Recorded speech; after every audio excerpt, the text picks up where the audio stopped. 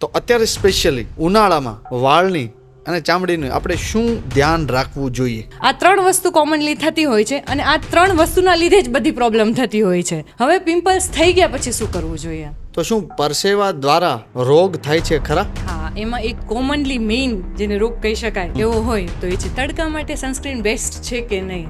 Exactly sunscreen કેવી રીતના work કરે છે? તો હવે આ બંનેના પ્રોટેક્શન માટે આપણે જે સનસ્ક્રીન વાપરીએ છીએ, સ્કિનને સારી રીતે કેવી રીતના મોઇશ્ચરાઇઝ આપણે કરી શકીએ છીએ? સ્કિનને સારી રીતે મોઇશ્ચરાઇઝર કરવા માટે સૌથી ઇમ્પોર્ટન્ટ ઉનાળા માટે તમારે 5 ટિપ્સ આપવાની છે સ્કિન કેર માટેની. સૌથી પહેલું છે હાઇડ્રેશન. નમસ્કાર મિત્રો, વોઇસ ઓફ યોર્સ પ્રેઝન્ટ આ છે ટોક વિથ પ્રદીપ, આપણી વાતો આપણી ભાષામાં. મિત્રો, આજે આપણા પ્લેટફોર્મના મહેમાન બન્યા છે ડૉક્ટર રાધિકા રાઠોડ. આ પોડકાસ્ટમાં આપણે વાત કરવા જઈ રહ્યા છીએ સ્કિન અને હેર વિશે. જો તમારે સ્કિન અને હેર સૌથી સારા રાખવા હોય તો આ પોડકાસ્ટના અંત સુધી અમારી સાથે જોડાયેલા રહેજો. પહેલાં તો બેન, કેમ છો? એકદમ ફાઇન. તમે કયો, કેમ છો? બસ જો તમારી સામે બેઠા છીએ. એટલે આ તમે સ્કિન અને હેર બાબતે આજે ઘણી બધી આજે આપણે વાત કરવાના છીએ. તો સૌપ્રથમ તો આ સીટ ઉપર જે વસ્તુ માટેના સ્પેશિયાલિસ્ટ હોય એ આવતા હોય છે. બરાબર. તો તમે શું કેર કરો છો તમારા હેરની? બરાબર. જો મારું નામ ડૉક્ટર રાધિકા રાઠોડ. હા. બરાબર. હું સ્કિન હેરની સ્પેશિયાલિસ્ટ છું. હા તો તમે મને સ્પેશિયલી એમ પૂછો છો કે હું હેરને લઈને શું સ્પેશિયલ કેર કરું છું. જી. બરાબર. તો હેર માટે સૌથી ઇમ્પોર્ટન્ટ છે હેલ્ધી હેર ત્યારે જ હોઈ શકે જ્યારે હેલ્ધી સ્કાલ્પ હોય. બરાબર. હંમેશા જમીન સારી હશે તો છોડ સારો થશે.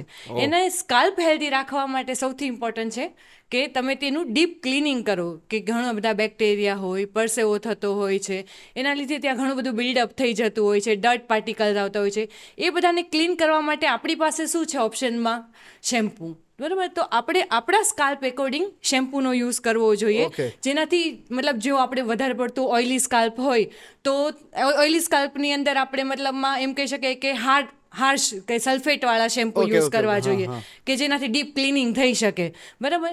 જ્યારે આપણું સ્કાલ્પ ડ્રાય હોય તો આપણે એકદમ માઇલ્ડ શેમ્પૂનો યુઝ કરવો જોઈએ.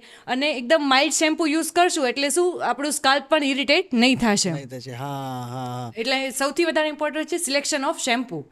બરાબર. Okay. પછી સેકન્ડ થિંગ છે કન્ડિશનર.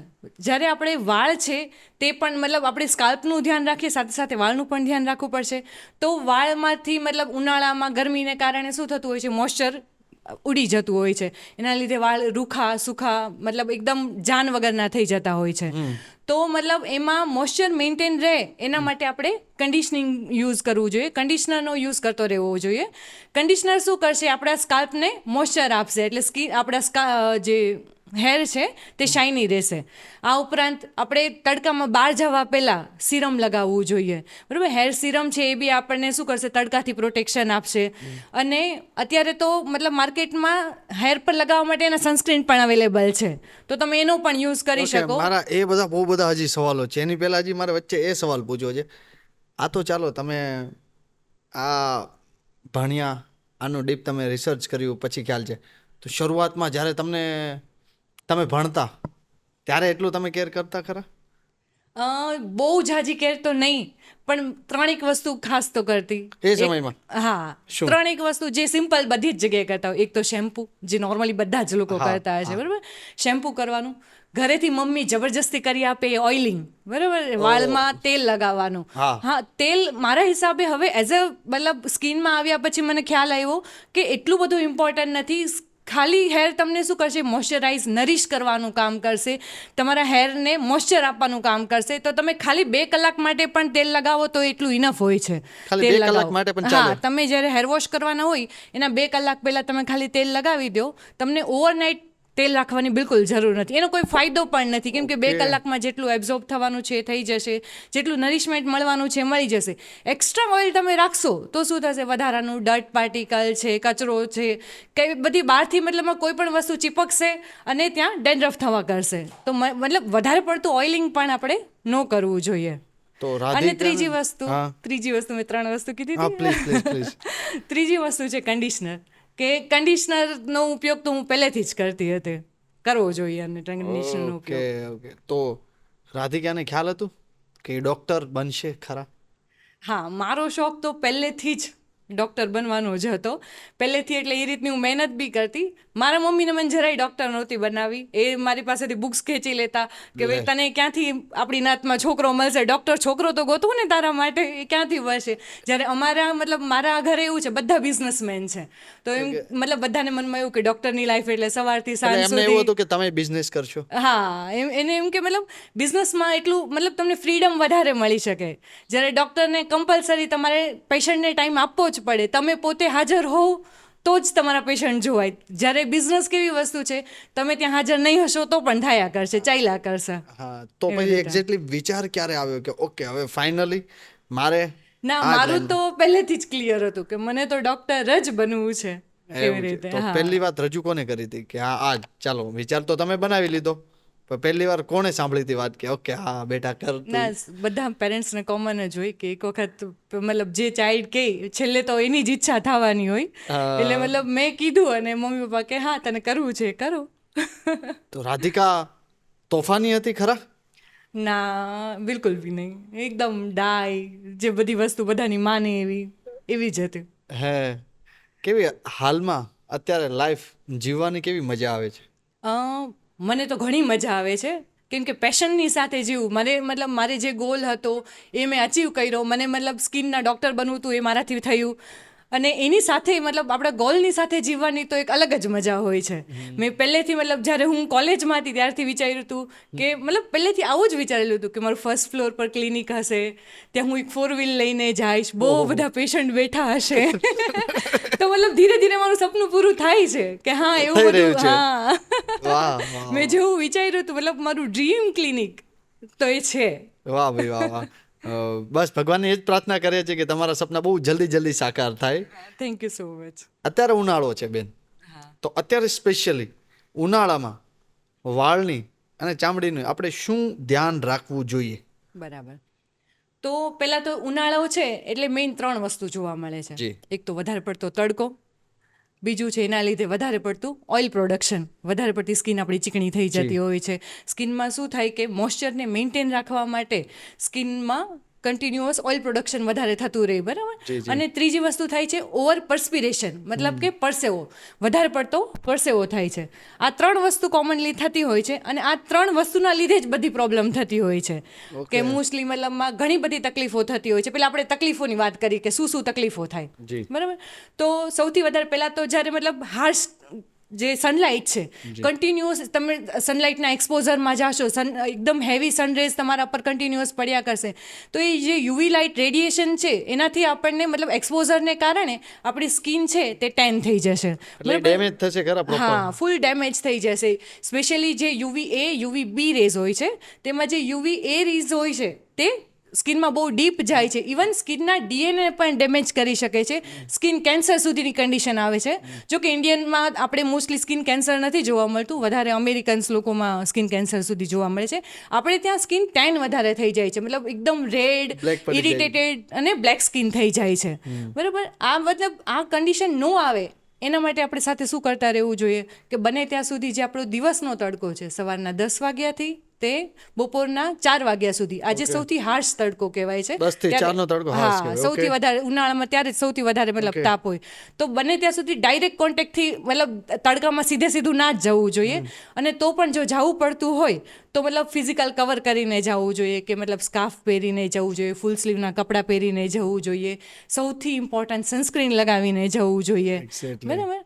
સેકન્ડ વસ્તુ મતલબ જે થાય છે, મેં તમને કીધું એમ સ્વેટ, વધારે પડતો પરસેવો થાય છે, બરાબર. સ્વેટ મતલબ પરસેવો શેમાંથી થાય છે આપણને, જે આપણી સ્વેટ ગ્લેન્ડ હોય તેમાંથી પરસ્પિરેશન થાય છે, બરાબર. પરસેવો બહાર નીકળે છે. જ્યારે સ્વેટ ગ્લેન્ડ ક્લોગ થઈ જાય, મતલબ વધારે પડતા પરસેવો થાય અને વધારે પડતા આપણે જ્યારે સિન્થેટિક કપડાં પહેરતા હોઈએ, સ્પેશિયલી તમે જોતા હશો એથ્લેટ્સમાં જે વર્કઆઉટ કરતા હોય, સ્ટુડન્ટ્સ કે જે સ્કૂલમાં જવાવાળા છોકરાઓ જેને સિન્થેટિકના યુનિફોર્મ મોસ્ટલી હોય છે, જી. બરાબર. તો એ લોકોને પાછું વજન બી આખો કેટલો બધો વજન લઈને સાથે જવાનું હોય, તો એ બધાના લીધે શું થાય છે, સ્વેટ ગ્લેન્ડ બ્લોક થઈ જાય છે. અને એ સ્વેટ ગ્લેન્ડ બ્લોક થવાને લીધે ત્યાં ઝીણી નાની બમ્પ્સ થઈ જાય છે અને એને જ આપણે કહીએ છીએ પ્રિકલી હિટ્સ, એટલે કે અળાઈ. મતલબ ઉનાળામાં જોવા મળતી એકદમ કોમન તકલીફ છે. અળાઈ કયો તો સમજીએ. મેં તમને ક્યાંથી કેમ થાય છે ત્યાંથી ચાલુ કરી. મેં કીધું આ કે તો કઈ પ્રકારનું શું હશે અળા એકદમ કોમન વસ્તુ છે મોસ્ટલી, મતલબમાં જે લોકોને બહુ દૂર સુધી ડ્રાઇવિંગ કરીને જવાનું હોય એટલે એના લીધે થઈને ઉનાળામાં બહુ વધારે પર્સ્પિરેશન થતું હોય, એના લીધે ક્લોકપોર થઈ શકે. આ બધા જ લોકોને જ્યારે મતલબ વધારે પ્રમાણમાં પરસેવો થતો હોય અને એ ક્લોક થાય ત્યારે આપણને અળાઈ થતી હોય છે. આ અળાઈમાં મેઇન વસ્તુ શું ધ્યાન રાખવાની હોય તો એને ખંજવાળવાનું બિલકુલ નથી. તમે જેટલું ખંજવાળશો એટલું એ વધશે, બરાબર. એટલે બની શકે એટલું ટ્રાય કરવાની કે એને ખંજવાળવાનું બિલકુલ નથી. બને એટલું કોલ્ડ કમ્પ્રેશન આપવાનું, ઠંડા વાતાવરણમાં રહેવાનું, અને બની શકે એટલો પરસેવો કેમ આપણને ઓછો થાય એ ટ્રાય કરવાની. એટલે એના માટે તો મતલબ બાળકોને તો શું કરી શકે, બને ત્યાં સુધી ઠંડા વાતાવરણમાં રાખવાની કોશિશ કરવાની, અને ઘરે આવે એટલે સીધું નવરાવી દેવાનું. નાહી લેશે એટલે પરસેવો દૂર થઈ જશે. અને પછી એના પછી સૌથી ઇમ્પોર્ટન્ટ વસ્તુ, એને એકદમ કોરા કરી નાખવાના, કે ક્યાં સ્પેશિયલી ફોલ્ડના પાર્ટ હોય છે કે જ્યાં મતલબ આંકા હોય છે ત્યાં થોડોક બી ભીનાશ ના રહી જાય. નહીતર એના લીધે બી મતલબમાં તમને બીજી બધી તકલીફ ચાલુ થાય, જે ઉનાળાના લીધે મતલબ ઉનાળામાં જે બીજી બધી તકલીફ ચાલુ થતી હોય એ થાય. એટલા માટે સૌથી ઇમ્પોર્ટન્ટ છે એક તો મતલબ નાહી લેવું અને એના પછી ક્લીન કરવું, એકદમ પ્રોપરલી ક્લીન કરવું, બરાબર, સૂકા થવું. અને ત્રીજી વસ્તુ મેં કીધી એમ કે પર્સ્પિરેશન વધારે થાય છે અને સ્વેટ ગ્લેન્ડ, આપણે જે ઓઇલ પ્રોડક્શન વધારે કરે છે સ્કિન જે ઓઇલ પ્રોડક્શન વધારે કરે છે એના લીધે શું થાય છે, સ્કિન વધારે પડતું ઓઇલ પ્રોડક્શન કરશે એટલે શું થશે, અહીંયા આપણા ફેસ પર જ વિચારીએ કે ઓઇલ ગ્રેન વધારે પડતું પ્રોડક્શન કરશે તો વધારે ઓઇલ પ્રોડક્શન થશે, બહારથી ડર્ટ ને એવું આવી અને એને ક્લોક પોર કરશે. ઓઇલ ગ્લેન્ડ જ્યારે ક્લોક થશે એટલે ત્યાં પિમ્પલ્સ બ્રેકઆઉટ. મતલબ ઉનાળામાં ત્રીજી મતલબ આપણને કોમનલી જોવા મળતી વસ્તુ એટલે એકને બ્રેકઆઉટ. ખીલનું પ્રમાણ બહુ વધારે પડતું વધી જાય છે. હા, ઘણી વધારે વધી જાય છે. કેમ કે વધારે પડતું ઓઇલ પ્રોડક્શન થશે, વધારે પડતો પરસેવો થતો હોય, આ બધી વસ્તુ બેક્ટેરિયા, ડસ્ટ બધું ભેગું થઈને ક્લોક કરશે પોરને, અને બેક્ટેરિયા ત્યાં મતલબ બેક્ટેરિયલ ઇન્ફેક્શન થવાને કારણે ત્યાં પિમ્પલ્સ થશે. હવે પિમ્પલ્સ થઈ ગયા પછી શું કરવું જોઈએ, તો પહેલાં તો હાથ બિલકુલ ન અડાડવો જોઈએ પિમ્પલ્સને, બરાબર. સિમ્પલ છે, તમને પિમ્પલ્સ થયા છે, બેક્ટેરિયલ ઇન્ફેક્શન થયેલું છે, તમે એક આનો હાથ બીજી જગ્યાએ અડાડ્યો તો મતલબ અહીંયા તમને નતો થવાનો, નતો થવાનો તો બી પાછો અહીંયા બીજો પિમ્પલ્સ થયો, બરાબર. જ્યાં આપણે સૂઈએ છીએ એને સરફેસ મતલબ સ્પેશિયલી આપણે જે ઓશિકા પર સૂઈએ છીએ તો એને ક્લીન કરતું રહેવું જોઈએ, મતલબ રોજ વોશ કરતું રહેવું જોઈએ. જો રોજ ઓશિકાનું કવર વોશ કરવાનું પોસિબલ નથી થતું તો એવું કરે કે એના પર એક નેપકિન પાથરી દેવાય, એટલે રોજ નેપકિન એટલીસ્ટ રોજ વોશ થયા કરે તો એક દિવસના બેક્ટેરિયા છે બીજા દિવસે કલ્ટિવેટ થઈને પાછા બહુ બધા થઈને પાછા ને પાછા આપણને ન લાગી જાય. ત્રીજી વસ્તુ, બહુ નાની ભૂલ કરતા હોય, જેમ કે મોબાઈલ કન્ટિન્યુઅસ આપણે જે યુઝ કરતા હોય તો અહીંયાના બેક્ટેરિયા મોબાઈલમાં આવ્યા, પાછા બીજી જગ્યાએ મોબાઈલને અડાડ્યો તો આ બેક્ટેરિયા પાછા આપણને અહીંયા લઈ ગયા. મતલબ જ્યાં એક જ પિમ્પલ્સ થવાનો હતો એને આપણે મતલબ જાતે કરીને ઇન્વિટેશન આપ્યું, હા, સ્પ્રેડ કર્યું. આ નાની વસ્તુને બી આપણે જો મતલબ ધ્યાન રાખીએ તો એટલું બધું જે મતલબ ઉનાળામાં બ્રેકઆઉટ્સ થઈ આવે એનાથી શક્યતા બહુ ઓછી છે. હા, બચી શકીએ છીએ. ચોથી વસ્તુ ડ્રાયનેસ, મતલબ જ્યારે બહુ વધારે પડતો પરસેવો થાય છે તો કન્ટિન્યુઅસ આપણે લૂછતા રહેતા હોઈએ છીએ સ્કિનને, બરાબર, કન્ટિન્યુઅસ મતલબ લૂછતા રહેતા હોય, પ્લસ બહુ વધારે પડતો તડકો હોય એના લીધે બી આપણા સ્કિનનું મોઇશ્ચર પણ ડ્રાય આઉટ થઈ જતું હોય છે. અને બહુ બધું કામ કરવાના લીધે વધારે પરસેવો થવાને લીધે બી આપણને મતલબ જે પરસેવો લૂછીએ છીએ એના લીધે બી સ્કિનમાંથી જે એનું જે નેચરલ ઓઇલ છે એ પણ સાથે સાથે લૂછાઈ જતું હોય છે, અને એના લીધે સ્કિન આપણી ડ્રાય, ઇરિટેટેડ થઈ જાય છે, જે તને છે અત્યારે સ્પેશિયલી જે આંખના નીચે છે, કે મતલબ શું થયું કે એક તો ઉનાળો છે, બહુ વધારે પડતી ગરમી રહી છે, એટલે એના લીધે થઈને મતલબ કન્ટિન્યુઅસ પરસેવો લૂછતા રહેતા હોય એટલે સ્કિન ત્યાંથી કન્ટિન્યુઅસ રબ થયા કરે, એના લીધે બી સ્કિન ઇરિટેટેડ સ્કિન થઈ જતી હોય છે, અને પછી એ પાછળથી આવો બ્લેક માર્ક મૂકીને જતી હોય છે, પિગમેન્ટેશન પાછળથી છોડીને જતી હોય છે. મતલબ એટમોસ્ફિયર તો હ્યુમિડ છે, બરાબર, તમારા એટમોસ્ફિયરની અંદર તો સારો એવો ભેજ છે, છતાં પણ તમને ઉનાળામાં ડ્રાયનેસ આવી શકે. એટલે આપણે એવું કહી શકાય ખરા કે તમે જે શરીર ઉપર જે કીધું કે જે ફોડલી ને એ બધું થઈ જાય એટલે આને ચામડીનો રોગ આપણે કહી શકાય ખરા? મતલબ એકદમ માઇલ્ડ બધી વસ્તુ છે કે મતલબ બહુ ઝાઝી કેર બી કરવાની જરૂર નથી, એટલે રોગ ન કહી શકાય. હા, પણ ઉનાળામાં કોમનલી જોવા મળતી તકલીફો, સ્કિનની બધી તકલીફો જ છે. તો પછી ઉનાળામાં જે પરસેવો થાય છે તો શું પરસેવા દ્વારા રોગ થાય છે ખરા? હા, એમાં એક કોમનલી મેઇન જેને રોગ કહી શકાય એવો હોય તો એ છે ધાધર. બહુ કોમનલી ઉનાળામાં જોવા મળે છે, કેમ કે મતલબ ધાધરને બનવા માટે શું જોઈએ? જી. તો સૌથી વધારે મતલબ ગરમીવાળું વાતાવરણ, જી. એટલે એની અંદર મતલબ અને મોઇસ્ચર, જ્યારે મતલબ પરસેવો, મોઇસ્ચર Okay. અને ખરાબ વાતાવરણ ઇન શોર્ટ મળશે એટલે ધાધર ફેલાશે. થશે. હા, હા. એટલે મતલબ જે આ એક ધાધર છે એક ફંગલ ઇન્ફેક્શન છે, હા, બરાબર? fungal. તો આ ફંગસ શું કરે છે કે જ્યાં જ્યાં આપણા ફોલ્ડ વાળા પાર્ટ છે, જ્યાં પરસેવો વધારે થાય છે, બગલના પાર્ટમાં છે, હા, ઇનર પાર્ટમાં હા, છે, કોઈ પણ એ પાર્ટમાં, એ હા. જ્યાં જ્યાં પરસેવો વધારે એકઠો થાય છે તો એ પાર્ટમાં ધાધર થવાનું કરે છે. પછી બીજું શું થતું હોય છે કે આપણે ઉનાળો છે એટલે મોસ્ટલી બહાર ફરવા જતા રહેતા હોઈએ છીએ. હા, એક સાથે બધા ઘણા લોકો બહાર ફરવા ગયા હોય તો બધા આપણે કપડાં એક્સચેન્જ કરતા હોઈએ છીએ, તો એના લીધે બી ધાધર ફેલાય. એક જણને ધાધર હશે તો તમે રૂમાલ એક્સચેન્જ કર્યો કે પછી ઇનરવેર એક્સચેન્જ કર્યા કે પછી તમે બેડ, ખાલી બેડ જ એમ કહી શકાય કે એક દિવસ હું આ બેડ પર સૂતો છું, આજે તું સૂઈ જા, તો એ બેડ એક્સચેન્જ કારણે પણ કરવાથી થાય, પણ જો એને ધાધર હશે તો એ તમને Share થઈ થશે. શકે, કેમ કે મતલબ બહુ જલ્દીથી ફેલાય છે. ત્રીજી વસ્તુ, આપણે ઉનાળામાં શું કરતા હોય કે આપણે વોટર પાર્કમાં ને એમાં બહુ ફ્રિકવન્ટલી નાવા જતા હોઈએ છીએ, બરાબર? તો એના દ્વારા પણ બહુ ઇઝીલી ધાધર ફેલાય છે, કેમ કે મતલબ તમે પાણીમાં નાવા જાઓ છો, એમાં એક પેશન્ટ કોને કયા માણસને શું થયું, આપને શું ખબર? હા, કઈ વસ્તુ હશે કઈ ખબર નથી, તો એમાંથી એક પેશન્ટને ધાધર હશે તો મતલબ એનાથી પણ બીજાને પણ ફેલાઈ શકે છે.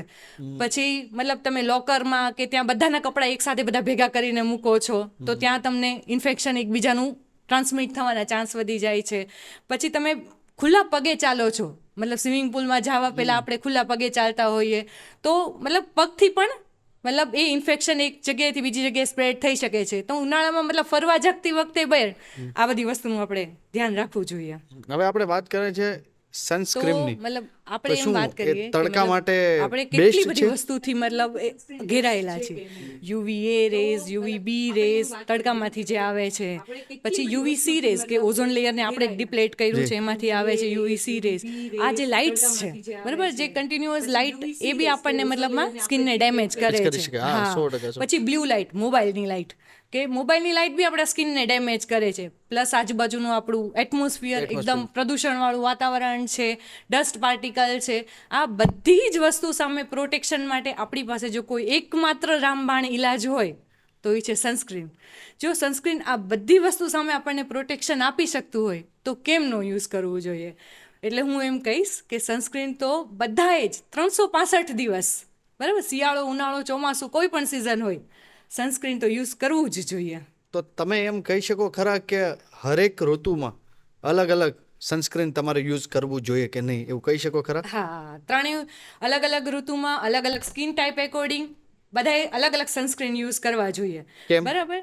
એના કરતાં વધારે પહેલાં ઇમ્પોર્ટન્ટ છે કે સનસ્ક્રીન લગાવવા માટેના 3 નિયમો છે, એ જોઈ લેવા પડશે. શું કેમ વાત કે છે? એ તમે 3 વસ્તુ વ્યવસ્થિત સનસ્ક્રીન લગાવશો તો મેં તમને કીધું એવું પ્રોટેક્શન મળશે, Please. બરાબર? તો એ 3 નિયમોમાં છે, ફર્સ્ટ, પહેલાં તો તમારે એડિક્વેટ ક્વોન્ટિટીમાં સનસ્ક્રીન લગાડવાનું છે, બરાબર? એડિક્વેટ ક્વોન્ટિટી એટલે કેટલા પ્રમાણમાં લગાડવાનું જી છે? તો 2 ફિંગર સનસ્ક્રીન લગાવવાનું છે, પૂરી 2 ફિંગર જેટલું. મતલબ એવું નથી કે સનસ્ક્રીન લીધું ને ડોટ કરીને લગાવી દીધું એટલે ચલો મને પ્રોટેક્શન મળી ગયું, એવું નહીં થશે. કેમ કે ઘણા લોકો આવી જ રીતના લગે, તો હા, પ્લીઝ કહો એટલા તમે આજ માટે સાચી જ. માહિતી. મતલબ એક મતલબ જે રિસર્ચ છે એ હિસાબે મતલબ સનસ્ક્રીન જ્યારે ટેસ્ટ કર્યું છે તો કેવી રીતે ટેસ્ટ કર્યું છે કે 1 ચોરસ સ્ક્વેર ફીટની અંદર જ્યારે મતલબ 2 ટેબલ સ્પૂન જેટલું સનસ્ક્રીન નાખવામાં આવે અને પ્રોટેક્શન મળે છે, એને એ એકોર્ડિંગ આપણને સનસ્ક્રીનનો ક્રાઇટેરિયા ડિસાઇડ થયો છે. એટલે આપણે દર વખતે ટેબલ સ્પૂન લઈને સનસ્ક્રીન ન લગાવી શકીએ, એટલે એકદમ સિમ્પલ મેથડ છે કે તમે 2 ફિંગર જેટલું Okay. સનસ્ક્રીન યુઝ કરવું જી. જોઈએ. બીજી વસ્તુ છે કે સનસ્ક્રીન રીએપ્લાય કરવું પડે. એવું નહીં કે એકવાર સનસ્ક્રીન લગાવી દીધું આખો દિવસ મસ્ત ફર્યા કરો, એવું ન ચાલે. સનસ્ક્રીનને તમારે એટલીસ્ટ 2 થી 3 કલાક પછી રીએપ્લાય કરતા રહેવું જોઈએ, બરાબર? અને ત્રીજી વસ્તુ કે એવું નહીં કે તમારે બહાર જવાનું છે ને સનસ્ક્રીન લગાવી દીધું. સનસ્ક્રીન તમારે બહાર જવાનું છે એના એટલીસ્ટ 20 મિનિટ પહેલાં લગાવવું જોઈએ.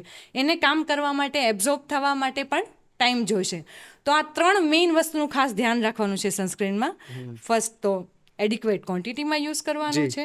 સેકન્ડ, ફ્રિકવન્ટલી લગાવવાનું છે, બરાબર? 2 કલાક કે 3 કલાકે તમારે રિપીટ repeat લગાવતા કરવાનું રહેવાનું છે. અને ત્રીજી વસ્તુ છે કે તમારે એને જતા પહેલા એટલીસ્ટ 20 20 મિનિટ મિનિટ પહેલા પહેલા બહાર લગાવવાનું જતા છે. ઓકે. હવે તમારો સિઝન સિઝન વાઇઝ હા. હા તો મતલબ હરેક સિઝનમાં અલગ અલગ સનસ્ક્રીન યુઝ કરી શકાય. આપણે આપણી સ્કિન એકોર્ડિંગ પણ સનસ્ક્રીન યુઝ કરી શકીએ. અલગ અલગ ટાઈપના સનસ્ક્રીન આવતા હોય છે. તો ફર્સ્ટ વાત કરીએ આપણે શિયાળાની. તો શિયાળામાં શું હોય કે મોસ્ટલી ડ્રાય વાતાવરણ રહેતું હોય છે, સ્કિન પણ આપણી ડ્રાય રહેતી હોય.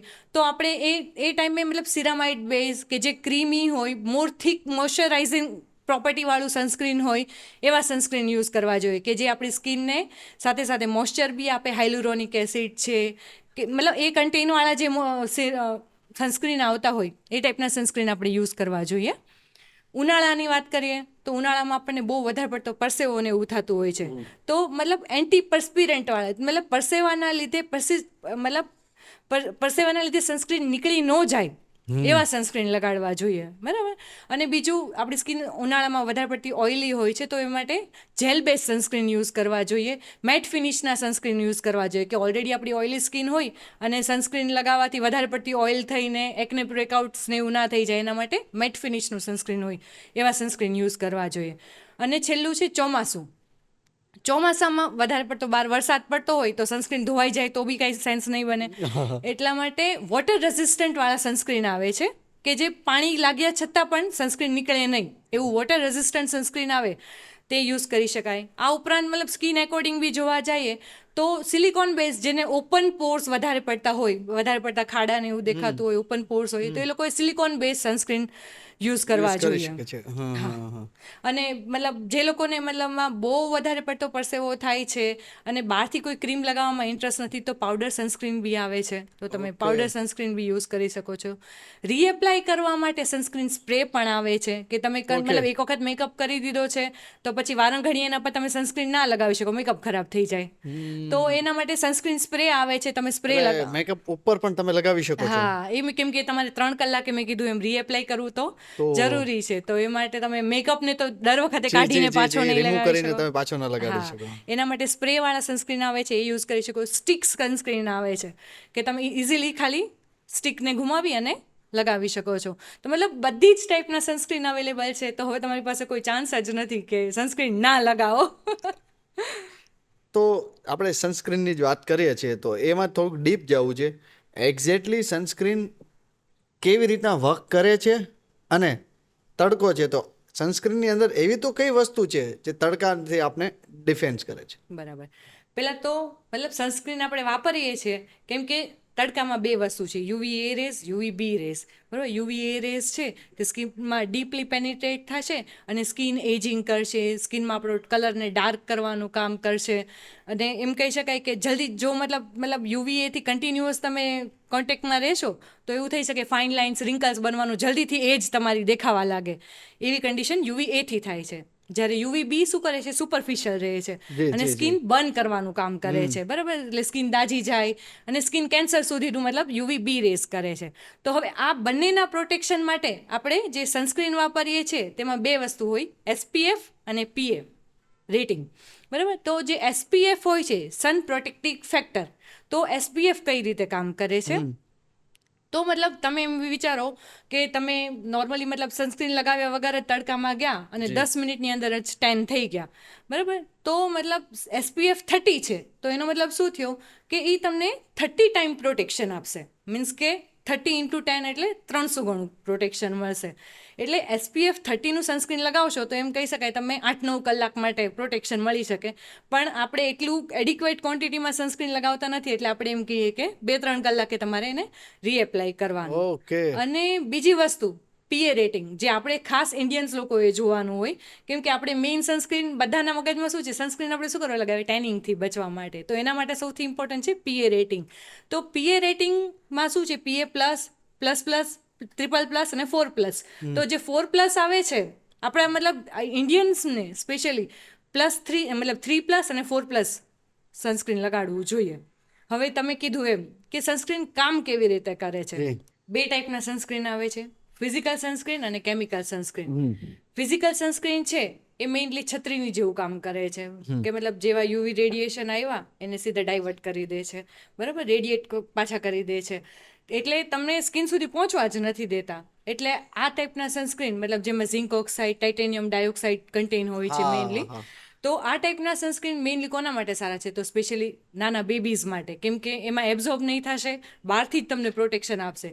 સ્કિન સુધી પહોંચવા જ નહીં દે. હા. ઓકે. પછી બીજું લેક્ટેટિંગ મધર્સ છે, અને જે પ્રેગ્નન્ટ વુમન છે, અને જેની ઓવર સેન્સિટિવ સ્કિન છે, આ બધા માટે ફિઝિકલ સનસ્ક્રીન વધારે સારા કહેવાશે. કેમિકલ સનસ્ક્રીન કે જેમાં ઓક્ટીબેન્ઝોન, એવોબેન્ઝોન બધા કન્ટેન હોય છે. તો આ ટાઈપના જે સનસ્ક્રીન હોય છે એ શું કરે છે, સ્કિનમાં એબ્ઝોર્બ થઈ જાય છે. જેટલા બી મતલબ યુવીબી રેઝ આવે છે એને એબ્ઝોર્બ કરે છે, એને ગરમીમાં કન્વર્ટ કરે છે, અને પાછું વાતાવરણમાં છોડી દે છે.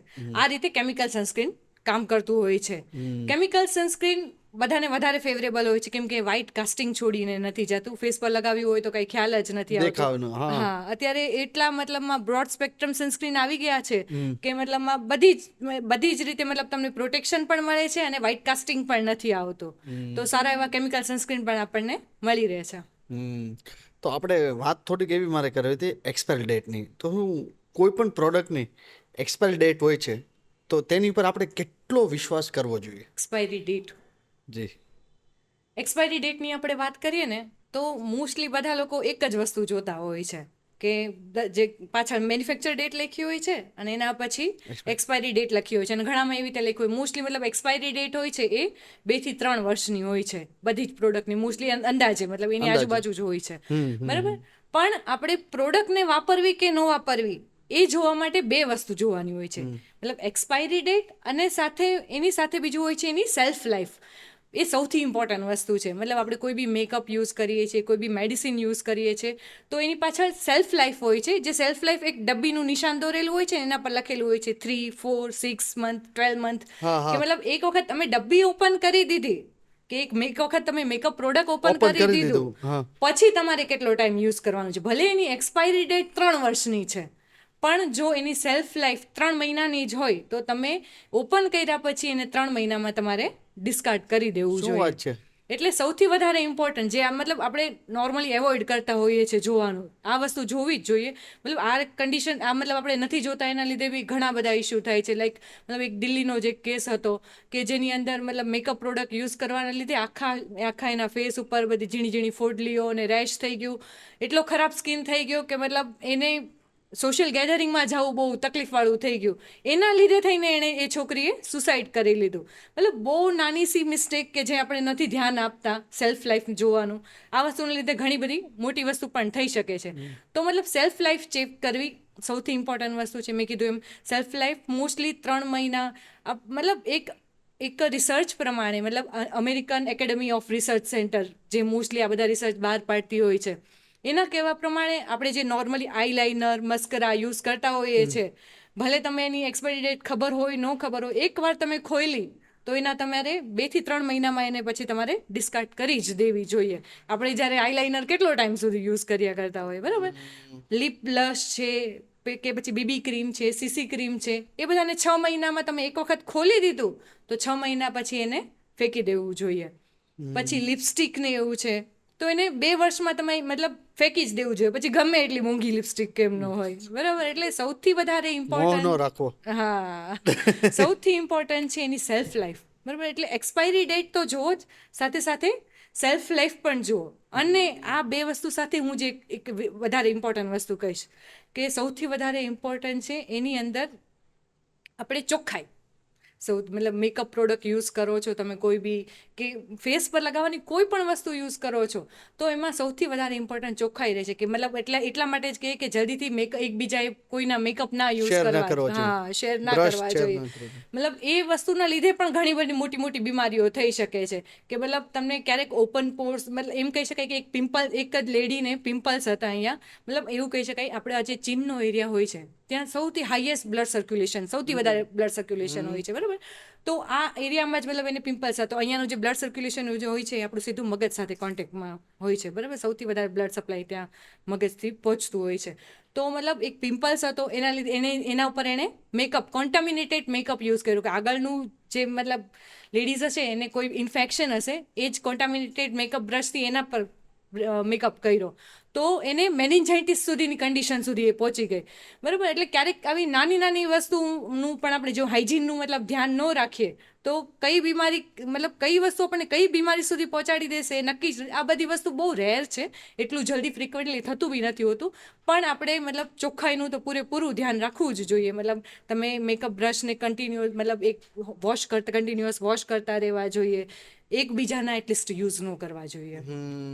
નહીં તો નાની એવી તમારી મિસ્ટેક બહુ મોટું ઘણી સર્જન મોટી કરી શકે સર્જન છે કરી એને. શકે છે. તો સ્કિનની આપણે વાત કરીએ છીએ તો સ્કિનને સારી રીતે કેવી રીતના મોઇશ્ચરાઇઝ આપણે કરી શકીએ છીએ? સ્કિનને સારી રીતે મોઇશ્ચરાઇઝ તો સ્કિનને સારી રીતે મોઇશ્ચરાઇઝર કરવા માટે સૌથી ઇમ્પોર્ટન્ટ છે according to your skin moisture આપણે સિલેક્ટ કરવું જોઈએ. બરાબર, મોઇશ્ચરાઇઝર એવું હોવું જોઈએ જે આપણા સ્કિન એકોર્ડિંગનું હોય તો આપણને બેસ્ટ મોઇશ્ચરાઇઝેશન, બેસ્ટ પ્રોટેક્શન આપી શકશે. એના માટે સૌથી ઇમ્પોર્ટન્ટ વસ્તુ છે મોઇશ્ચરાઇઝર આપણે એક તો પહેલાં નાહ્યા પછી જ્યારે થોડી ભીની ડેમ્પ સ્કિન હોય ત્યારે જ એપ્લાય કરી દેવું જોઈએ, તો સારું એવું એબ્ઝોર્પ્શન પણ થશે અને આપણને એનો સારો એવો ફાયદો પણ થશે. મતલબ જ્યારે તમે સૂકી સ્કિન પર લગાવો છો તો એટલો મોઇશ્ચરાઇઝરનો ફાયદો નથી મળતો જેટલો આપણને ડેમ્પ સ્કિનમાં લગાવવાથી મળે છે. બરાબર, મોઇશ્ચરાઇઝર મતલબ એકોર્ડિંગ ટુ સ્કિન મેં કીધું તો કઈ મતલબ જેમ કે બહુ ઓવર ડ્રાય સ્કિન હોય જેની રહેતી હોય તો એ લોકોએ મતલબમાં વધારે પડતા ડ્રાયનેસથી બચવા માટે એણે એમ કહી શકે હેવી મોઇશ્ચરાઇઝરનો યુઝ કરવો જોઈએ, થીક ક્રીમ બેઝ મોઇશ્ચરાઇઝરનો યુઝ કરવો જોઈએ. બરાબર, જે મતલબ એને સિરામાઇડ બેઝ મોઇશ્ચરાઇઝર આપણે કહી શકીએ કે જે સ્કિન બેરિયરને રિપેર કરવાનું કામ કરે એ ટાઈપના મોઇશ્ચરાઇઝરનો યુઝ કરવો જોઈએ. જે લોકોની ઓઇલી સ્કિન છે કે જે વધારે પડતું ઓઇલ પ્રોડક્શન થયા કરે છે, એકદમ એકને પ્રોન સ્કિન છે, તો એ લોકોએ એકદમ લાઇટ વેઇટ જે મોઇશ્ચરાઇઝર પર સ્પેશિયલી લખેલું હોય નોન કોમેડોજેનિક એવા મોઇશ્ચરાઇઝરનો યુઝ કરવો જોઈએ. જેલ બેઝ મોઇશ્ચરાઇઝર હોય એવા મોઇશ્ચરાઇઝરનો યુઝ કરવો જોઈએ. જેની સેન્સિટિવ સ્કિન છે એ લોકોએ સિરામાઇડ બેઝ મોઇશ્ચરાઇઝરનો યુઝ કરવો જોઈએ, બેસ્ટ બેરિયર રિપેરનું કામ કરે છે. તો મતલબ એકોર્ડિંગ ટુ તમે સ્કિન જો મોઇશ્ચરાઇઝર યુઝ કરશો તો તમને બેસ્ટ રિઝલ્ટ આપશે. આ ઉપરાંત 2 ટિપ્સ સૌથી ઇમ્પોર્ટન્ટ મોઇશ્ચરાઇઝર લગાવવામાં. એક તો એકદમ પી સાઇઝ અમાઉન્ટ ઇનફ છે તમારા ફેસ માટે, બહુ બધી વધારે ક્વોન્ટિટીમાં વધારે લગાડવાની જરૂર લગાવીને નથી. બહુ લગાવવાની જરૂર નથી. બરાબર, એનું કામ મોઇશ્ચર આપવાનું છે. તો મતલબ મોર્નિંગમાં જે લોકોની ડ્રાય સ્કિન રહે છે તે મોર્નિંગ ઇવનિંગ 2 ટાઈમ યુઝ કરી શકે, જેની ઓઇલી સ્કિન રહે છે ખાલી નાઇટના રૂટીનમાં યુઝ કરી શકે છે. બીજી, અપવર્ડ ડિરેક્શનમાં મોઇશ્ચરાઇઝર મોસ્ટલી લગાડવું જોઈએ. મતલબ આઈડિયલી નીચેથી ઉપર કરતાં ઉપરથી નીચેની સાઈડ Okay. અપવર્ડ ડિરેક્શનમાં મોઇશ્ચરાઇઝર લગાડવું જોઈએ. ત્રીજી વસ્તુ કન્સિસ્ટન્સી. મતલબ એવું નથી કે તમે એક દિવસ મોઇશ્ચરાઇઝર કર્યું એટલે તમને સારું એવું પ્રોટેક્શન રોજ મળ્યા કરશે. સૌથી ઇમ્પોર્ટન્ટ છે કન્સિસ્ટન્સી. રોજ મોઇશ્ચરાઇઝર લગાવશો તો રોજ તમને તમારું બેરિયર રિપેર થતું રહેશે, રોજ સ્કિનને મોઇશ્ચર મળતું રહેશે. અને સૌથી ઇમ્પોર્ટન્ટ વસ્તુ એક્સફોલિએશન, કે મતલબ અઠવાડિયે એક વખત એટલીસ્ટ સ્કિનને એક્સફોલિએટ કરવી જોઈએ. સેલિસિલિક એસિડ છે, ગ્લાયકોલિક એસિડ છે, જેનાથી મતલબ સ્કિન એક્સફોલિએટ થશે તો શું થશે, જે ડેબ્રીઝ છે, વધારાની ડેડ સ્કિન છે એ બધું નીકળી જશે તો મોઇશ્ચરાઇઝર પણ સારી રીતે એબ્ઝોર્બ થઈ શકશે અને આપણી સ્કિનને સારું એવું મોઇશ્ચર મળી શકશે. અત્યારે ચાલે છે ઉનાળો. ઉનાળા માટે તમારે 5 ટિપ્સ આપવાની છે સ્કિન કેર માટેની. So please. સૌથી પહેલું છે હાઇડ્રેશન. બની શકે એટલું વધારેમાં વધારે પાણી પીવું જોઈએ. પાણી કોઈ પણ સ્વરૂપમાં હોય, લીંબુ શરબત પી શકાય ઓહ, કે હા. ગન્ના જ્યુસ મતલબ આપણે શેરડીનો રસ પી શકાય, છાશ પી શકાય. ફળ ફ્રૂટ જેમાં મતલબ ફ્રૂટ સ્પેશિયલી કહીએ તો અત્યારે જે ઉનાળાના ફ્રૂટ કહેવાય કે તરબૂચ છે, સકરટેટી છે, ગ્રેપ્સ છે, આ બધી વસ્તુ ફ્રૂટમાં ઇન્ક્લુડ કરી શકાય. વેજીટેબલની વાત કરીએ તો એની અંદર ટમેટા છે, લીંબુ છે, એનો બની શકે એટલો કાકડી છે, આ બધી વસ્તુનો બની શકે એટલું મતલબ આ શું કરશે, આપણા સ્કિનની અંદરથી હાઇડ્રેશન મેન્ટેન રાખવાનું કામ કરશે. જી. પ્લસ બહારથી હાઇડ્રેશન મેન્ટેન માટે આપણે વાત કરીએ મોઇશ્ચરાઇઝર. સેકન્ડ ઇમ્પોર્ટન્ટ ટીપ છે પ્રોટેક્શન. પ્રોટેક્શન માટે શું કરી શકે તો કે સનસ્ક્રીન. આપણી સ્કિન એકોર્ડિંગનું SPF 30 થી વધારે વાળું સનસ્ક્રીન. 30 થી વધારે. હા, એટલીસ્ટ મતલબ આપણી ઇન્ડિયન સ્કિન માટે સનસ્ક્રીન લગાવવાનું અને સાથે સાથે મતલબ બહારથી કવર કરવા મતલબ જેમ કે આપણે ટોપી પહેરવી જોઈએ કે જે એક્સટર્નલી બહારથી આપણને પ્રોટેક્શન આપે, સનગ્લાસીસ પહેરવા જોઈએ, કપડાં ફૂલ સ્લીવના કપડાં પહેરવા જોઈએ અને હળવા કપડાં પહેરવા જોઈએ. મતલબ અત્યારે ઉનાળાની અંદર તમે એકદમ ટાઈટ જીન્સ પહેરીને ના બેસી શકો, બની શકે એટલા હળવા કપડાં પહેરવા જોઈએ 100%, તો સ્કિન બ્રીથ કરી શકે, બરાબર, શ્વાસ લઈ શકે સ્કિન. અત્યારે ઉનાળામાં પરસેવો વધારે થતો હોય છે, પોર વધારે થતા હોય છે. આ બધી કન્ડિશનથી બચવા માટે મતલબમાં તમે હળવા અને આછા રંગના કપડાં બને ત્યાં સુધી ટ્રાય કરો કે આછા સફેદ કલરના કપડાં પહેરો, ધી બેસ્ટ. બરાબર, આછા કલરના કપડાં પહેરવા જોઈએ. આ થઈ વાત પ્રોટેક્શનની, હાઇડ્રેશનની અને ક્લિન્ઝિંગ. સૌથી ઇમ્પોર્ટન્ટ છે ક્લિન્ઝિંગ. બરાબર, એકદમ વ્યવસ્થિત ક્લીન થતું રહેવું જોઈએ. મતલબ ઘણા લોકો એવા હોય છે કે જેટલી વખત બાથરૂમમાં જશે એટલી વખત મોઢું ધોશે. બરાબર, તો એવું બી ન કરવું જોઈએ. તો મતલબ એનાથી શું થાય છે, વારંઘણીએ તમે મતલબ કન્ટિન્યુઅસ મોઢું ધોયા જ કરશો તો જે તમારું સ્કિનનું જે નેચરલ ઓઇલ પણ છે એ નીકળી જશે. એ પણ નીકળી જશે. એટલે સ્કિનને એમ થાય સ્કિન ડ્રાય છે તો વધારે ઓઇલ પ્રોડક્શન કરશે. મતલબ સ્કિન શું કરશે, વધારે ને વધારે. તમે શેના માટે મોઢું ધોવો, તમને ફેસ ચીકણો લાગે છે એટલા માટે. પણ વારંઘણીએ મોઢું ધોવાથી શું થાય છે, તમારું નેચરલ ઓઇલ બી જતું રહે છે. એટલે બ્રેઇનને સિગ્નલ મળે છે કે મતલબ ફૂલ ડ્રાય સ્કિન થઈ ગઈ છે તો ઓઇલ પ્રોડક્શન કરો. એટલે તમારી જે નોર્મલી ઓઇલી સ્કિન રહેવાની હતી એના કરતાં પણ તમારી ઓઇલી સ્કિન વધારે વધી જાય છે. અને બીજી ટાઈપના એવા માણસો હોય છે જેમ કહે છે કે હું તો મતલબ આ બધી વસ્તુમાં કંઈ માનતો નથી, હું તો ખાલી પાણીથી જ વોશ કરું છું, ફેસ વોશ ક્લિન્ઝર કે આ બધી વસ્તુમાં માનતો જ નથી, હું કંઈ એવું કંઈ વાપરતો જ નથી. તો અરે ભાઈ, તમે કાંઈ નીલગિરી પર્વત વચ્ચે થોડા રહ્યો છો કે જ્યાં ચોરે કોઈ એકદમ મતલબ શુદ્ધ વાતાવરણ છે, કોઈ મતલબ કોઈ જાતનો ડેમેજ જ નથી. તમે અહીંયા સુરત જેવી સિટીમાં જ્યાં મતલબ ચારે બાજુ પોલ્યુશન છે, એટલો બધો મતલબ ડર્ટ પાર્ટિકલ હોય છે, કન્ટિન્યુઅસ મતલબ ઓઇલ પ્રોડક્ટ આપણે જે કન્ટિન્યુઅસ વર્ક કરતા રહીએ છીએ એના લીધે થઈને સ્કિન ઓઇલી થઈ હોય ને બધો કચરો ને બધો લાગ્યો છે, તો એ ખાલી પાણીથી નથી જવાનો. એના માટે મતલબ સારું ક્લિન્ઝર યુઝ કરવું જ જોઈએ. તમને મતલબ અત્યારે એવું કહી શકાય ક્લિન્ઝર વાપરો કે ફેસ વોશ વાપરો, તમને જે ફાવે એ વાપરો, પણ એટલીસ્ટ કંઈક વાપરવું જોઈએ. મતલબ જો તમારી બહુ એકદમ સેન્સિટિવ સ્કિન હોય તો તમે ક્લિન્ઝરનો યુઝ કરી શકો. બહુ ઓઇલી સ્કિન રહેતી હોય તો એમાં ફેસ વોશ ને તમે 2 વખત, એમાં બી સ્પેશિયલી જો બહુ વધારે ઓઇલ પ્રોડક્શન થતું હોય તો સેલિસિલિકવાળો ફેસ વોશ તમારે યુઝ કરવો જોઈએ. અને એમ કહી શકાય કે જો તમને ખાલી મતલબમાં ડ્રાય સ્કિન રહે છે તો જેની અંદર ગ્લિસરીન હોય, સિરામાઇડ હોય, એ ટાઈપના જે ફેસ વોશ આવે છે, હાઇલુરોનિક એસિડ હોય, એ ટાઈપના મતલબ વિટામિન સી હોય જે ગ્લો કરાવી શકે. મતલબ તમારા સ્કિન એકોર્ડિંગ તમે કોઈ પણ ફેસ વોશ યુઝ કરી શકો છો, પણ એટલીસ્ટ ફેસ વોશ વાપરવો જોઈએ. આ 3 વસ્તુ પ્રોટેક્શનની થઈ. પછી ઉનાળામાં ચોથી સૌથી ઇમ્પોર્ટન્ટ વસ્તુ છે મેકઅપ. બની શકે એટલો મિનિમમ મેકઅપનો યુઝ કરવો જોઈએ. મેકઅપ બી શું કરશે, મતલબ રેગ્યુલર ઋતુમાં તો કંઈ એટલો વાંધો નથી આવતો, પણ ઉનાળામાં જ આપણને વધારે પડતો પરસેવો થાય છે, સ્કિન વધારે પડતી ચીકણી થાય છે. એના લીધે મેકઅપ શું કરશે, બધા પોર્સને ક્લોક કરી દેશે. ક્લોક થશે એટલે પાછા આપણને એકને બ્રેકઆઉટ્સ થશે, બીજી સ્કિન ઇન્ફેક્શન થવાના ચાન્સ વધી જશે. એટલે બની શકે એટલો મિનિમમ મેકઅપનો યુઝ કરવો જોઈએ ઉનાળાની ઋતુમાં. તો શું આપણે ઉનાળામાં આપણા હેરની કેર આપણે કેવી રીતે કરવી જોઈએ પ્લીઝ? ઉનાળામાં હેર કેરમાં સૌથી ઇમ્પોર્ટન્ટ પહેલું જ રહેશે પ્રોટેક્શન. પ્રોટેક્શન માટે તમે મતલબ તડકામાં જો બહાર જાઓ છો તો મતલબ તમારે સ્કાર્ફ ને એવું પહેરીને જવું જોઈએ કે વધારે પડતું ડર્ટ, પોલ્યુશન બધું લાગે નહીં. ઉનાળામાં શું સીધો તાપ આવે છે, વધારે પડતો તડકો હોય છે, જેના કારણે આપણા જે વાળ હોય તે એકદમ બ્રિટલ થઈ જાય છે, ઇઝીલી તૂટી જતા હોય છે. જે એમ કહી શકાય કે વાળમાંથી જે ઓઇલ નીકળતું હોય એ પણ છેક એન્ડ સુધી પહોંચી નથી શકતું, એના લીધે સ્પ્લિટ એન્ડ્સ પણ વધવા મળે છે. એટલે તમે એવું કહેવા માંગો છો કે વાળની અંદરથી જે ઓઇલ નીકળે છે એ ઠેઠ સુધી એના એન્ડ સુધી પહોંચતું હોય છે? હા, નેચરલ ઓઇલ જે આપણા વાળમાંથી નીકળે છે એ આપણા એન્ડ સુધી પહોંચતું હોય છે. એના લીધે જ આપણા વાળ શાઇની લાગતા હોય છે નેચરલી. બરાબર, એટલે પછી જ્યારે આપણે શું નેચરલ ઓઇલ એટલું બધું પ્રોડક્શન ના થતું હોય કે આપણે જ બધી મતલબ સ્કિનને ડેમેજ કરીને, જે આપણી સ્કાલ્પની સ્કિન છે એને ડેમેજ કરીએ, એના લીધે જ્યારે મતલબ અને ઉનાળામાં બહુ વધારે પડતા તડકાના લીધે બી નેચરલ ઓઇલ જ્યારે મતલબ એન્ડ સુધી પહોંચી નથી શકતું, એના લીધે સ્પ્લિટ એન્ડ્સ થવાનું ચાલુ થઈ જાય છે. 2 મુખી વાળ આપણે છે કે એ ટાઈપનું થવાની કન્ડિશન ચાલુ થતી જતી હોય છે. એના માટે રેગ્યુલર મતલબ ઉનાળામાં સૌથી વધારે મતલબ આપણે એવું કરવું છે, સ્પ્લિટ એન્ડ સ્ટ્રીમ કરી નાખવા જોઈએ. એટલે શું થાય કે એટલીસ્ટ જ્યાં સુધી સારો વાળ છે ત્યાં સુધી આપણને કન્ટિન્યુઅસ ઓઇલ મળતું રહે. એના માટે ફોલિક્યુલાઇટિસ બહુ કોમનલી જોવા મળતું હોય છે કે બહુ બધો વધારે પડતો પરસેવો થાય એના લીધે જે આપણા હેર હોય છે એનું જે ફોલિકલ, કે જેમાં ફોલિકલ કોને કહેવાય, તો મતલબ જેમાંથી હેર બહાર નીકળે એને ફોલિકલ કહેવાય. તો એ ફોલિકલ ક્લોક થઈ જાય, એમાં કોઈ ઇન્ફેક્શન લાગી જાય તો એને ફોલિક્યુલાઇટિસ કન્ડિશન કહેવાતી હોય છે. મતલબ મેઇનલી શું થાય, ઉનાળામાં આપણે એમ જોતા હોઈએ કે મતલબ દરિયામાં નાહવા જતા હોય કે પછી સ્વિમિંગમાં નાહતા જતા હોઈએ તો ત્યાં ક્લોરીનવાળું પાણી હોય છે અને વધારે પડતી ગરમી હોય છે, એના લીધે ગરમ પાણી થઈ ગયું હોય છે. તો બધા મતલબ ફોલિકલ્સ ઓપન થઈ ગયા હોય અને એની અંદર કોઈને કોઈ ઇન્ફેક્શન લાગે છે, એના લીધે ફોલિક્યુલાઇટિસ થાય છે. મતલબ પછી એ વાળમાં પણ હોઈ શકે કે તમને શરીરના કોઈ પણ ભાગમાં, કેમ કે આપણા આખા શરીરમાં પણ ફોલિકલ તો છે જ બધા, જેમાંથી ઝીણા કોઈ પણ વાળ હોય જગ્યાએથી છે. વાળ હા, ઉગાય. હા. જેને વિલસ હેર કહેવાય છે. તો મતલબ ક્યાંય પણ તમને ફોલિક્યુલાઇટિસ થઈ શકે.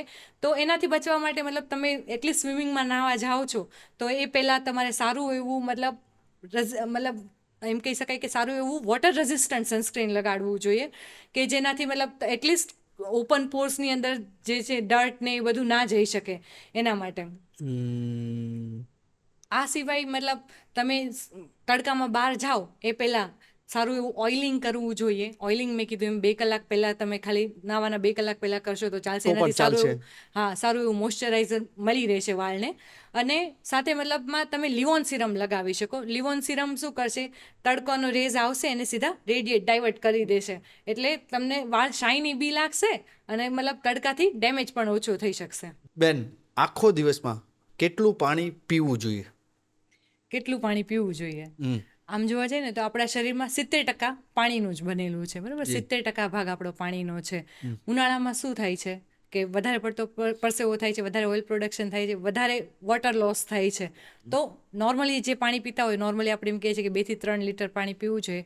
તો ઉનાળામાં થોડું વધારે પાણી પીવું જોઈએ. આ પાણી કેટલું પીવું જોઈએ, આપણે કઈ કન્ડિશનમાં છીએ, કઈ એજમાં છીએ એના પર ડિપેન્ડ કરે છે. તમે શું કામ કરો છો એના પર ડિપેન્ડ કરે છે. અને તમે ક્યાં રહ્યો છો એના પર ડિપેન્ડ કરે છે. મતલબ તમારે બહુ વધારે કંઈ કામ નથી રહેતું કે તમે બહુ ઠંડાવાળા મતલબ એસીની અંદર જ રહેવાનું થાય છે તો તમારે એટલા બધા પાણીની જરૂર નથી પડવાની. સિમ્પલ છે. મતલબ આ તો પછી બીજી કઈ રીતે મેજર કરી શકાય કે આપણે કેટલું પાણી પીવું જોઈએ? તો એક સિમ્પલ ટેકનિકથી તમને ખબર પડી શકે કે તમારે કેટલું પાણી પીવું જોઈએ. પેશાબનો રંગ જોઈને, કે જો એકદમ ઘેરો પીળો રંગ હશે પેશાબનો તો અને પાણીમાં વધારો કરવો જોઈએ. બહુ લાંબા ટાઈમે તમે પેશાબ કરવા માટે જાઓ છો જી. તો એ વસ્તુ ઇન્ડિકેટ કરે છે કે તમારામાં પાણીની કમી છે. અને એટલા માટે જ તમે બહુ લાંબા ટાઈમે બી વોશરૂમ જાઓ છો અને તમને પેશાબનો રંગ બી એટલો ડાર્ક ઘેરો છે, બરાબર? ઘેરો પીળા કલરનું હોય છે.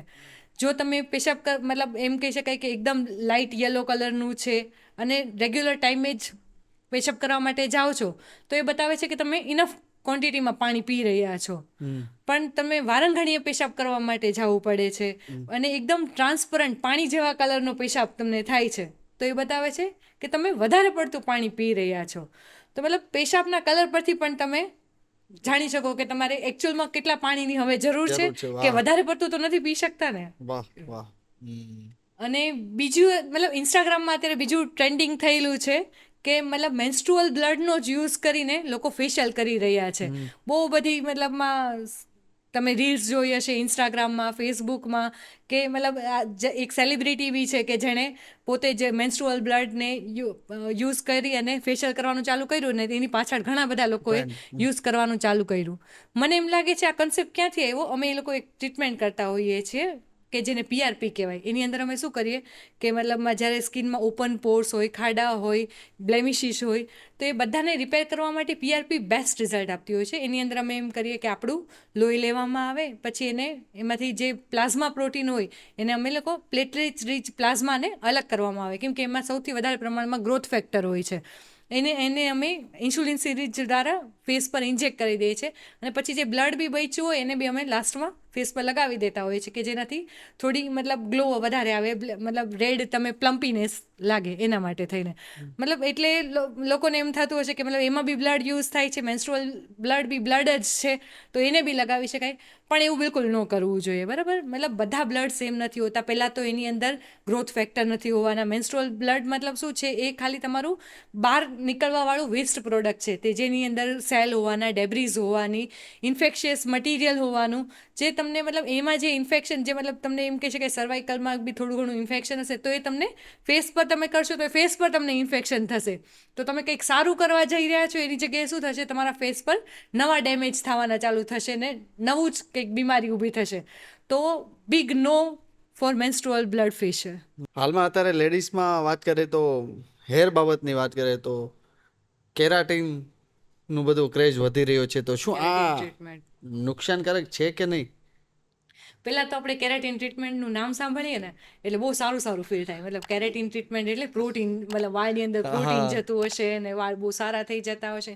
મેઇનલી કોણ કરાવતું હોય પહેલાં તો કે જે લોકોને મતલબ પીસીઓડીના લીધે કે કોઈ પણ મતલબ કન્ડિશનના લીધે જ્યારે વાળ પતલા થવા લાગે, ડ્રાય થવા લાગતા હોય, એકદમ વાળ બેજાન થઈ ગયા હોય, તો એમ થાય કે ચલો કેરેટીન ટ્રીટમેન્ટ કરાવી લઈએ તો વાળ એકદમ શાઇન કરવા લાગશે, સીધા થઈ જશે, એવું વિચારીને કેરેટીન ટ્રીટમેન્ટ આપણે કરાવતા હોઈએ છીએ. પણ એકચ્યુઅલમાં કેરેટીન ટ્રીટમેન્ટ શું છે? કેરેટીન એટલે શું? ફોર્મલ્ડીહાઇડ, મતલબ એમાં કોઈ પ્રોટીન નથી નખાતું, એ કેમિકલ જ છે જેને આપણે અંદર નાખીએ. વિચાર કરો કે મતલબ એવું એ કેમિકલ કેટલું ખતરનાક હશે કે જ્યારે તમારા વાળને એ મતલબ જે એટલા ઓલરેડી ડેમેજ હતા એ વાળને 6 મહિના 1 વર્ષ સુધી કન્ટિન્યુઅસ સ્ટ્રેટ શાઇની રાખી શકે છે. તો એ કેટલું મતલબ ડેન્જરસ હશે. મતલબ એ એમ કહી શકાય કે ફોર્માલ્ડીહાઇડ એક કેન્સરસ પ્રોડક્ટ પણ છે, એનાથી કેન્સર પણ થઈ શકે. જે લોકો કન્ટિન્યુઅસ કેરેટીનને એવું કરાવતા હોય તો એવું રિસર્ચમાં જોવા મળ્યું છે કે જે લોકો કન્ટિન્યુઅસ કેરેટીન કરાવે એને કેન્સર સુધીની બીમારી પણ થઈ શકે છે. તો મતલબ કેરેટીન ટ્રીટમેન્ટ એટલે શું? મતલબ જે આપણા હેરના જે બોન્ડ હોય છે એને તોડવામાં આવે છે, એની વચ્ચે ફોર્માલ્ડીહાઇડ નામનું કેમિકલ ભરવામાં આવે છે અને એને રિબોન્ડ કરવામાં, પાછા જોડવામાં આવે છે. એટલે એને જ આપણે રિબોન્ડિંગ કહીએ છીએ. મતલબ આ કેરેટીન ટ્રીટમેન્ટ, રિબોન્ડિંગ ટ્રીટમેન્ટ, સ્ટ્રેટનિંગ, આ બધી જ ટ્રીટમેન્ટમાં મતલબ આપણે શું કરીએ છીએ કે ઓલરેડી જે ડેમેજ હેર હતો એને બહારથી શણગાર કરી અને થોડો સારો બનાવ્યો, જે આપણને લાગે છે સારો બનાવ્યો, પણ એકચ્યુઅલમાં તો ડેમેજ હતો એના કરતાં આપણે એને વધારે ડેમેજ કરી દીધો એવા એને. એટલે મારા હિસાબે તો કેરેટીન ટ્રીટમેન્ટ ઇઝ બિગ નો જ કરવું જોઈએ. ઓકે, તો જે અલગ અલગ કલર્સ કરવામાં આવે છે એ વિશે તમારે શું કહેવું છે? કલર્સ પહેલાં તો આમ જોવા જઈએ ને તો કલર્સ મતલબ વાળને કલર કરવો છે ને એકદમ બહુ બેઝિક વસ્તુ અને બહુ જરૂરિયાતવાળી વસ્તુ થઈ ગઈ છે. કેમ કે મતલબ એ મતલબ બહુ નાની એજમાં બધાને વ્હાઇટ હેર થવાનું ચાલુ થઈ ગયા છે. હા, તમારી 18 વર્ષથી ઓછી ઉંમર હશે તો તમે મતલબ ન્યુટ્રિશનલ ડેફિશિયન્સી કેવું હશે તો એને કવર કરીને તમે પાછા બ્લેક હેર કરી શકો છો. પણ 20-25 વર્ષની ઉંમર થઈ ગઈ એ પછી આપણી પાસે બહુ કંઈ ઝાઝા ઓપ્શન રહેતા નથી. તો કમ્પલસરી મતલબ તમે કંઈ વ્હાઇટ હેર સાથે તો પ્રેઝન્ટેબલ ના રહી શકો, તો કમ્પલસરી તમારે હેર કલર તો કરવો જ પડે. તો હેર કલર વર્ક કઈ રીતે કરે છે? તો જે આપણો હેર હોય છે એમાં 2 પાર્ટ હોય છે. વચ્ચેનો જે કોર પાર્ટ હોય છે એકદમ સોફ્ટ હોય છે, બહાર હોય છે કોર્ટેક્સ હોય છે, બરાબર, એ શેડિંગ ટાઈપનો હોય છે. તો જે મતલબ વાળ હોય છે એ શું કરે છે? જે કોર્ટેક્સ મતલબ બહારનો જે ક્યુટિકલ લેયર છે એને બ્રેક કરી અને અંદર જે કોર પાર્ટ છે ત્યાં સુધી હેર કલર જાય છે અને મતલબ એને આપણું જે હેર છે એ કલર થતું હોય છે. કન્ટિન્યુઅસ જ્યારે તમે રેગ્યુલર કલર કર્યા કરો એટલે શું થાય? જે બધા ક્યુટિકલ છે ઓલરેડી ડેમેજ થઈ ગયા, એટલે એના લીધે તમે કન્ટિન્યુઅસ હેર કલર કરવાથી તમારા વાળ વધારે ને વધારે ડ્રાય થવા મળે, વધારે ને વધારે ફ્રીઝી અને વધારે ને વધારે બ્રેકડાઉન થવા લાગે, વધારે તૂટવા મળે ને એવું થવાનું ચાલુ થઈ જતું હોય. પણ મતલબ હેર કલર એવી મેં કીધું એમ બહુ અસેશિયલ વસ્તુ છે, તમે એવોઇડ ના કરી શકો. તો એના માટે થોડીક વસ્તુનું ધ્યાન રાખવું જોઈએ હેર કલર યુઝ કરતાં પહેલાં. સૌથી important ammonia free colour use કરવા જોઈએ, બરાબર. પેરાબીન ફ્રી, એમોનિયા ફ્રી કલર હોય એવા યુઝ કરવા જોઈએ જે લેસ ડેમેજ કરે છે. નેચરલ ઇન્ગ્રીડિયન્ટ હોય કે મતલબ વેજીટેબલમાંથી બનેલા કલર્સ હોય એ ટાઈપના, મહેંદી છે, ઓર્ગેનિક મહેંદી, એ બધું યુઝ કરવું જોઈએ. સેકન્ડ, મતલબ હેર કલર કરો છો તો એને અડધી કલાકથી વધારે તમારા માથા પર ન રહેવા દેવો જોઈએ. ઘણા લોકો કલાક સુધી રાખીને બધાને પોતપોતાના કામ કરવા જતા રહેતા હોય છે, પણ એવું ન કરવું જોઈએ. અડધી કલાક, કેમ કે છે તો કેમિકલ જ હેર કલર છે. હા, પીપીડી જ છે એની અંદર. તમે બ્લેક કલર કરો છો, બ્લેક કલરની મહેંદી થોડી આવે છે. બ્લેક કલર એટલે શું છે? એ પીપીડી જ છે. તો એ તમને મતલબ વાળને કાળા કરવા માટે વપરાતું કેમિકલ જે હંમેશા હેરને ડેમેજ જ કરવાનું છે. તો અડધી કલાકથી વધારે એને તમારે ન રાખવું જોઈએ. બની શકે એટલી ફ્રીક્વન્સી ઘટાડવી જોઈએ. મતલબ બની શકે ત્યાં સુધી ટ્રાય કરો કે 2 મહિને ઓછા, મતલબ વધારેમાં વધારે કે 2 મહિના સુધી ખેંચી લ્યો. અને બીજું કે મતલબ જો તમારા ખાલી રૂટ્સ જ સફેદ થયા છે, મતલબ ઘણા આખા વાળ સફેદ ન થાય, જે નવો હેર આવે એ જ ખાલી વ્હાઈટ થયેલો હોય એટલે આગળનો ભાગ જ દેખાય, તો તમે ખાલી જે રૂટ હોય તો રૂટ ઉપર જ ખાલી કલર કરી શકો. આખા વાળને એમાં જે બ્લેક છે ત્યાં નહીં કરો. હા, આખા વાળને કલર કરવાની જરૂર પછી નથી. એ બ્લેક છે વ્હાઈટ થવાની સંભાવના વધી જશે. એવું તો કંઈ ના થાય, પણ વાળ ખરાબ જ થવાનો છે, વાળ ડેમેજ જ થવાનો છે. ઇન શોર્ટ, વાળ ડેમેજ તો મતલબ આપણે જે યુઝ કરીએ છીએ છેલ્લે at the end of the day છે કેમિકલ જ, તો વાળને ડેમેજ જ કરવાનું છે. તો બની શકે એટલું ટ્રાય કરવાની કે વાળના જે સ્ટાર્ટિંગમાં જેટલો રૂટ ખરાબ થયો છે તો રૂટના પાર્ટમાં જ આપણે હેર કલર કરીએ. અને બની શકે એટલી કન્સિસ્ટન્સી મતલબ વધારવી જોઈએ. એક સવાલ એવો હતો કે શું જે સફેદ વાળ થઈ ગયા હોય છે ફરીવાર કાળા વાળ ઉગી શકે છે ખરા? એનો જવાબ હા પણ હોઈ શકે, ના પણ હોઈ શકે. બંને જાણવા છે. હા, એવી રીતે કે મતલબ જો પ્રીમેચ્યોર ગ્રેઇંગ હોય, મતલબ જ્યારે 18થી 20 વર્ષની નાની એનાથી પણ જો નાની ઉંમર હોય અને એ ટાઈમે તમને વાળ સફેદ થઈ જાય છે તો એ પાછા રિવર્સ મતલબ બ્લેક થઈ શકે છે, કેમ કે મોસ્ટલી એનું કારણ એમ કહી શકાય કે ન્યુટ્રિશનલ ડેફિશિયન્સી હોય. Fast તમે જ્યારે કોઈને અત્યારે પીઝા બર્ગર જ ખાવા છે, ફાસ્ટ ફૂડ જ ખાવું છે, તો મતલબ પૂરતા પ્રમાણમાં ન્યુટ્રિશન મળી રહેતું નથી. તો એને કારણે શું થાય છે, પૂરતા પ્રમાણમાં મેલેનિન પ્રોડક્શન નથી થતું અને પ્રીમેચ્યોર ગ્રેઇંગ જોવા મળે છે. તો જ્યારે ન્યુટ્રિશનલ ડેફિશિયન્સી આપણે કવર કરીએ, પૂરતા પ્રમાણમાં પોષક તત્વો મળી રહે અને કેલ્શિયમ પેન્ટોથિનેટ કરીને ટેબ્લેટ આવે છે, આ ટેબ્લેટનો યુઝ કરીએ, હેર સિરમ આવે છે, આ બધાના યુઝ કરવાથી તમે રિવર્સ ગ્રેઇંગ કરી શકો છો, મતલબ કે પાછા કાળા વાળ આવી શકે છે. પણ જ્યારે તમારી ઉંમર 25 વર્ષથી વધારે થઈ ગઈ છે અને પછી સફેદ વાળ થયા છે તો તમારી પાસે એક જ સોલ્યુશન છે, યુ શુડ ડાય, મતલબ મરી જાઓ નહીં પણ કલર કરો. કલર કરે. હા, કલર કરો, એ સિવાય બીજો કોઈ ઓપ્શન નથી. ઓકે, તો આપણે વાત તો કરી, આપણી સ્કિન બાબતે બહુ બધી વાત કરી, હેર બાબતે અત્યારે આપણી વાત ચાલી રહી છે, તો શું હેર બાબતે તમે કોઈ થોડીક ટિપ્સ આપી શકો ખરા? સિમ્પલ મિકેનિઝમ છે. સૌથી પહેલા તમારે એને હેરને બચાવવા છે. બચાવવા મતલબ હેરને કેવી રીતે બચાવશો? તો ફિઝિકલ કવર કરીને કે બાકી સ્કાર્ફ ઓઢીને પછી અમ્બ્રેલા યુઝ કરીને તમે ડાયરેક્ટ સન રેડિયેશનથી મતલબમાં બચાવી શકો છો હેરને. જી. બીજી વસ્તુ કેવી રીતે બચાવી શકાય? ડીપ કન્ડિશનિંગ કરીને સ્કિન મતલબ આપણે જે સ્કાલ્પની સ્કિન છે એનાથી મતલબ સ્કાલ્પમાં નથી કરવાનું પણ હેર સ્ટ્રેન્ડ્સ કરવાનું છે. હેર સ્ટ્રેન્ડ્સ માટે વધારે પડતું કરતાના લીધે થઈને જે ડિહાઇડ્રેશન ને બ્રિટલ હેર થઈ જાય છે એનાથી બચાવવા માટે આપણે ડીપ કન્ડિશનરનો યુઝ કરી શકાય. ત્રીજી વસ્તુ આપણે મતલબ કરવાની છે એ છે હાઇડ્રેશનનું ધ્યાન રાખવાનું. બની શકે એટલું વધારે પાણી પીવાનું છે. સ્કાલ્પમાં અઠવાડિયામાં એક વખત એટલીસ્ટ મતલબ સ્ક્રબ કરવાનું છે કે જેનાથી જે ડેડ સ્કિન ડેબ્રીઝ જે બધું થયું છે એ અઠવાડિયામાં એક જ વખત એનાથી ડેડ સ્કિન ડેબ્રીઝ બધું નીકળી જાય. હીટ પ્રોડક્ટને બિલકુલ એવોઇડ કરવાની છે કે મતલબ જે સ્ટ્રેટનર છે, કલર છે, બધી સ્ટાઇલિંગ પ્રોડક્ટ જે બી આવે છે એ બધીને બની શકે એટલું એવોઇડ કરવાનું છે. તો વધારે પડતા હીટને કારણે આપણા વાળ વધારે ડેમેજ થશે. પાંચમી સૌથી ઇમ્પોર્ટન્ટ વસ્તુ જે આપણે મતલબ એવું કહી શકીએ કે ઉનાળામાં આપણે રેગ્યુલરલી સ્વિમિંગમાં જતા હોય તો સ્વિમિંગમાં જવા પહેલા એટલીસ્ટ કવર કરીને સ્વિમિંગ કેપ આવે છે એ પહેરીને જવું જોઈએ અને બહાર આવ્યા પછી હેર વોશ કરી નાખવા જોઈએ. એટલે જે બી થોડું બી ક્લોરીન લાગ્યું છે કે હેર ડેમેજ કરવા માટે કાંઈ પણ મતલબ હેર પાણીમાંથી કોઈ પણ વસ્તુ આવી છે તો એ નીકળી છે. આ જે વસ્તુનું ખાસ આપણે ઉનાળામાં ધ્યાન રાખવું જોઈએ. ઓકે, તો એક સવાલ એવો પણ છે કે આપણે રોજ સાબુથી માથું ધોવું જોઈએ કે નહીં? સાબુથી મતલબ અત્યારે તો મોસ્ટલી મને નથી લાગતું કોઈ સાબુથી હેર વોશ કરતો હશે પણ મતલબ જે મતલબ એમ કહી શકાય કે પહેલા બી અને હજી બી ઘણા લોકો જે નીમ ના સાબુ આવે છે કે જે લોકો એવું કહી શકાય કે જે લોકોને ડેન્ડ્રફ રહી શકે એ લોકો નીમનો સોપ યુઝ કરી શકો છે. મતલબ સાબુ કરતાં કન્વીનિયન્ટ વધારે શેમ્પુ છે કે ઇઝીલી તમે મતલબ સાબુ ક્યારેક એને જે પાર્ટિકલ્સ હોય છે એ બી તમારા હેરમાં રહી જવા કરતા હોય છે. તો પછી મારું એક કેવું છે તો ડેઈલી તમારે શેમ્પુ યુઝ કરવું જોઈએ કે નહીં?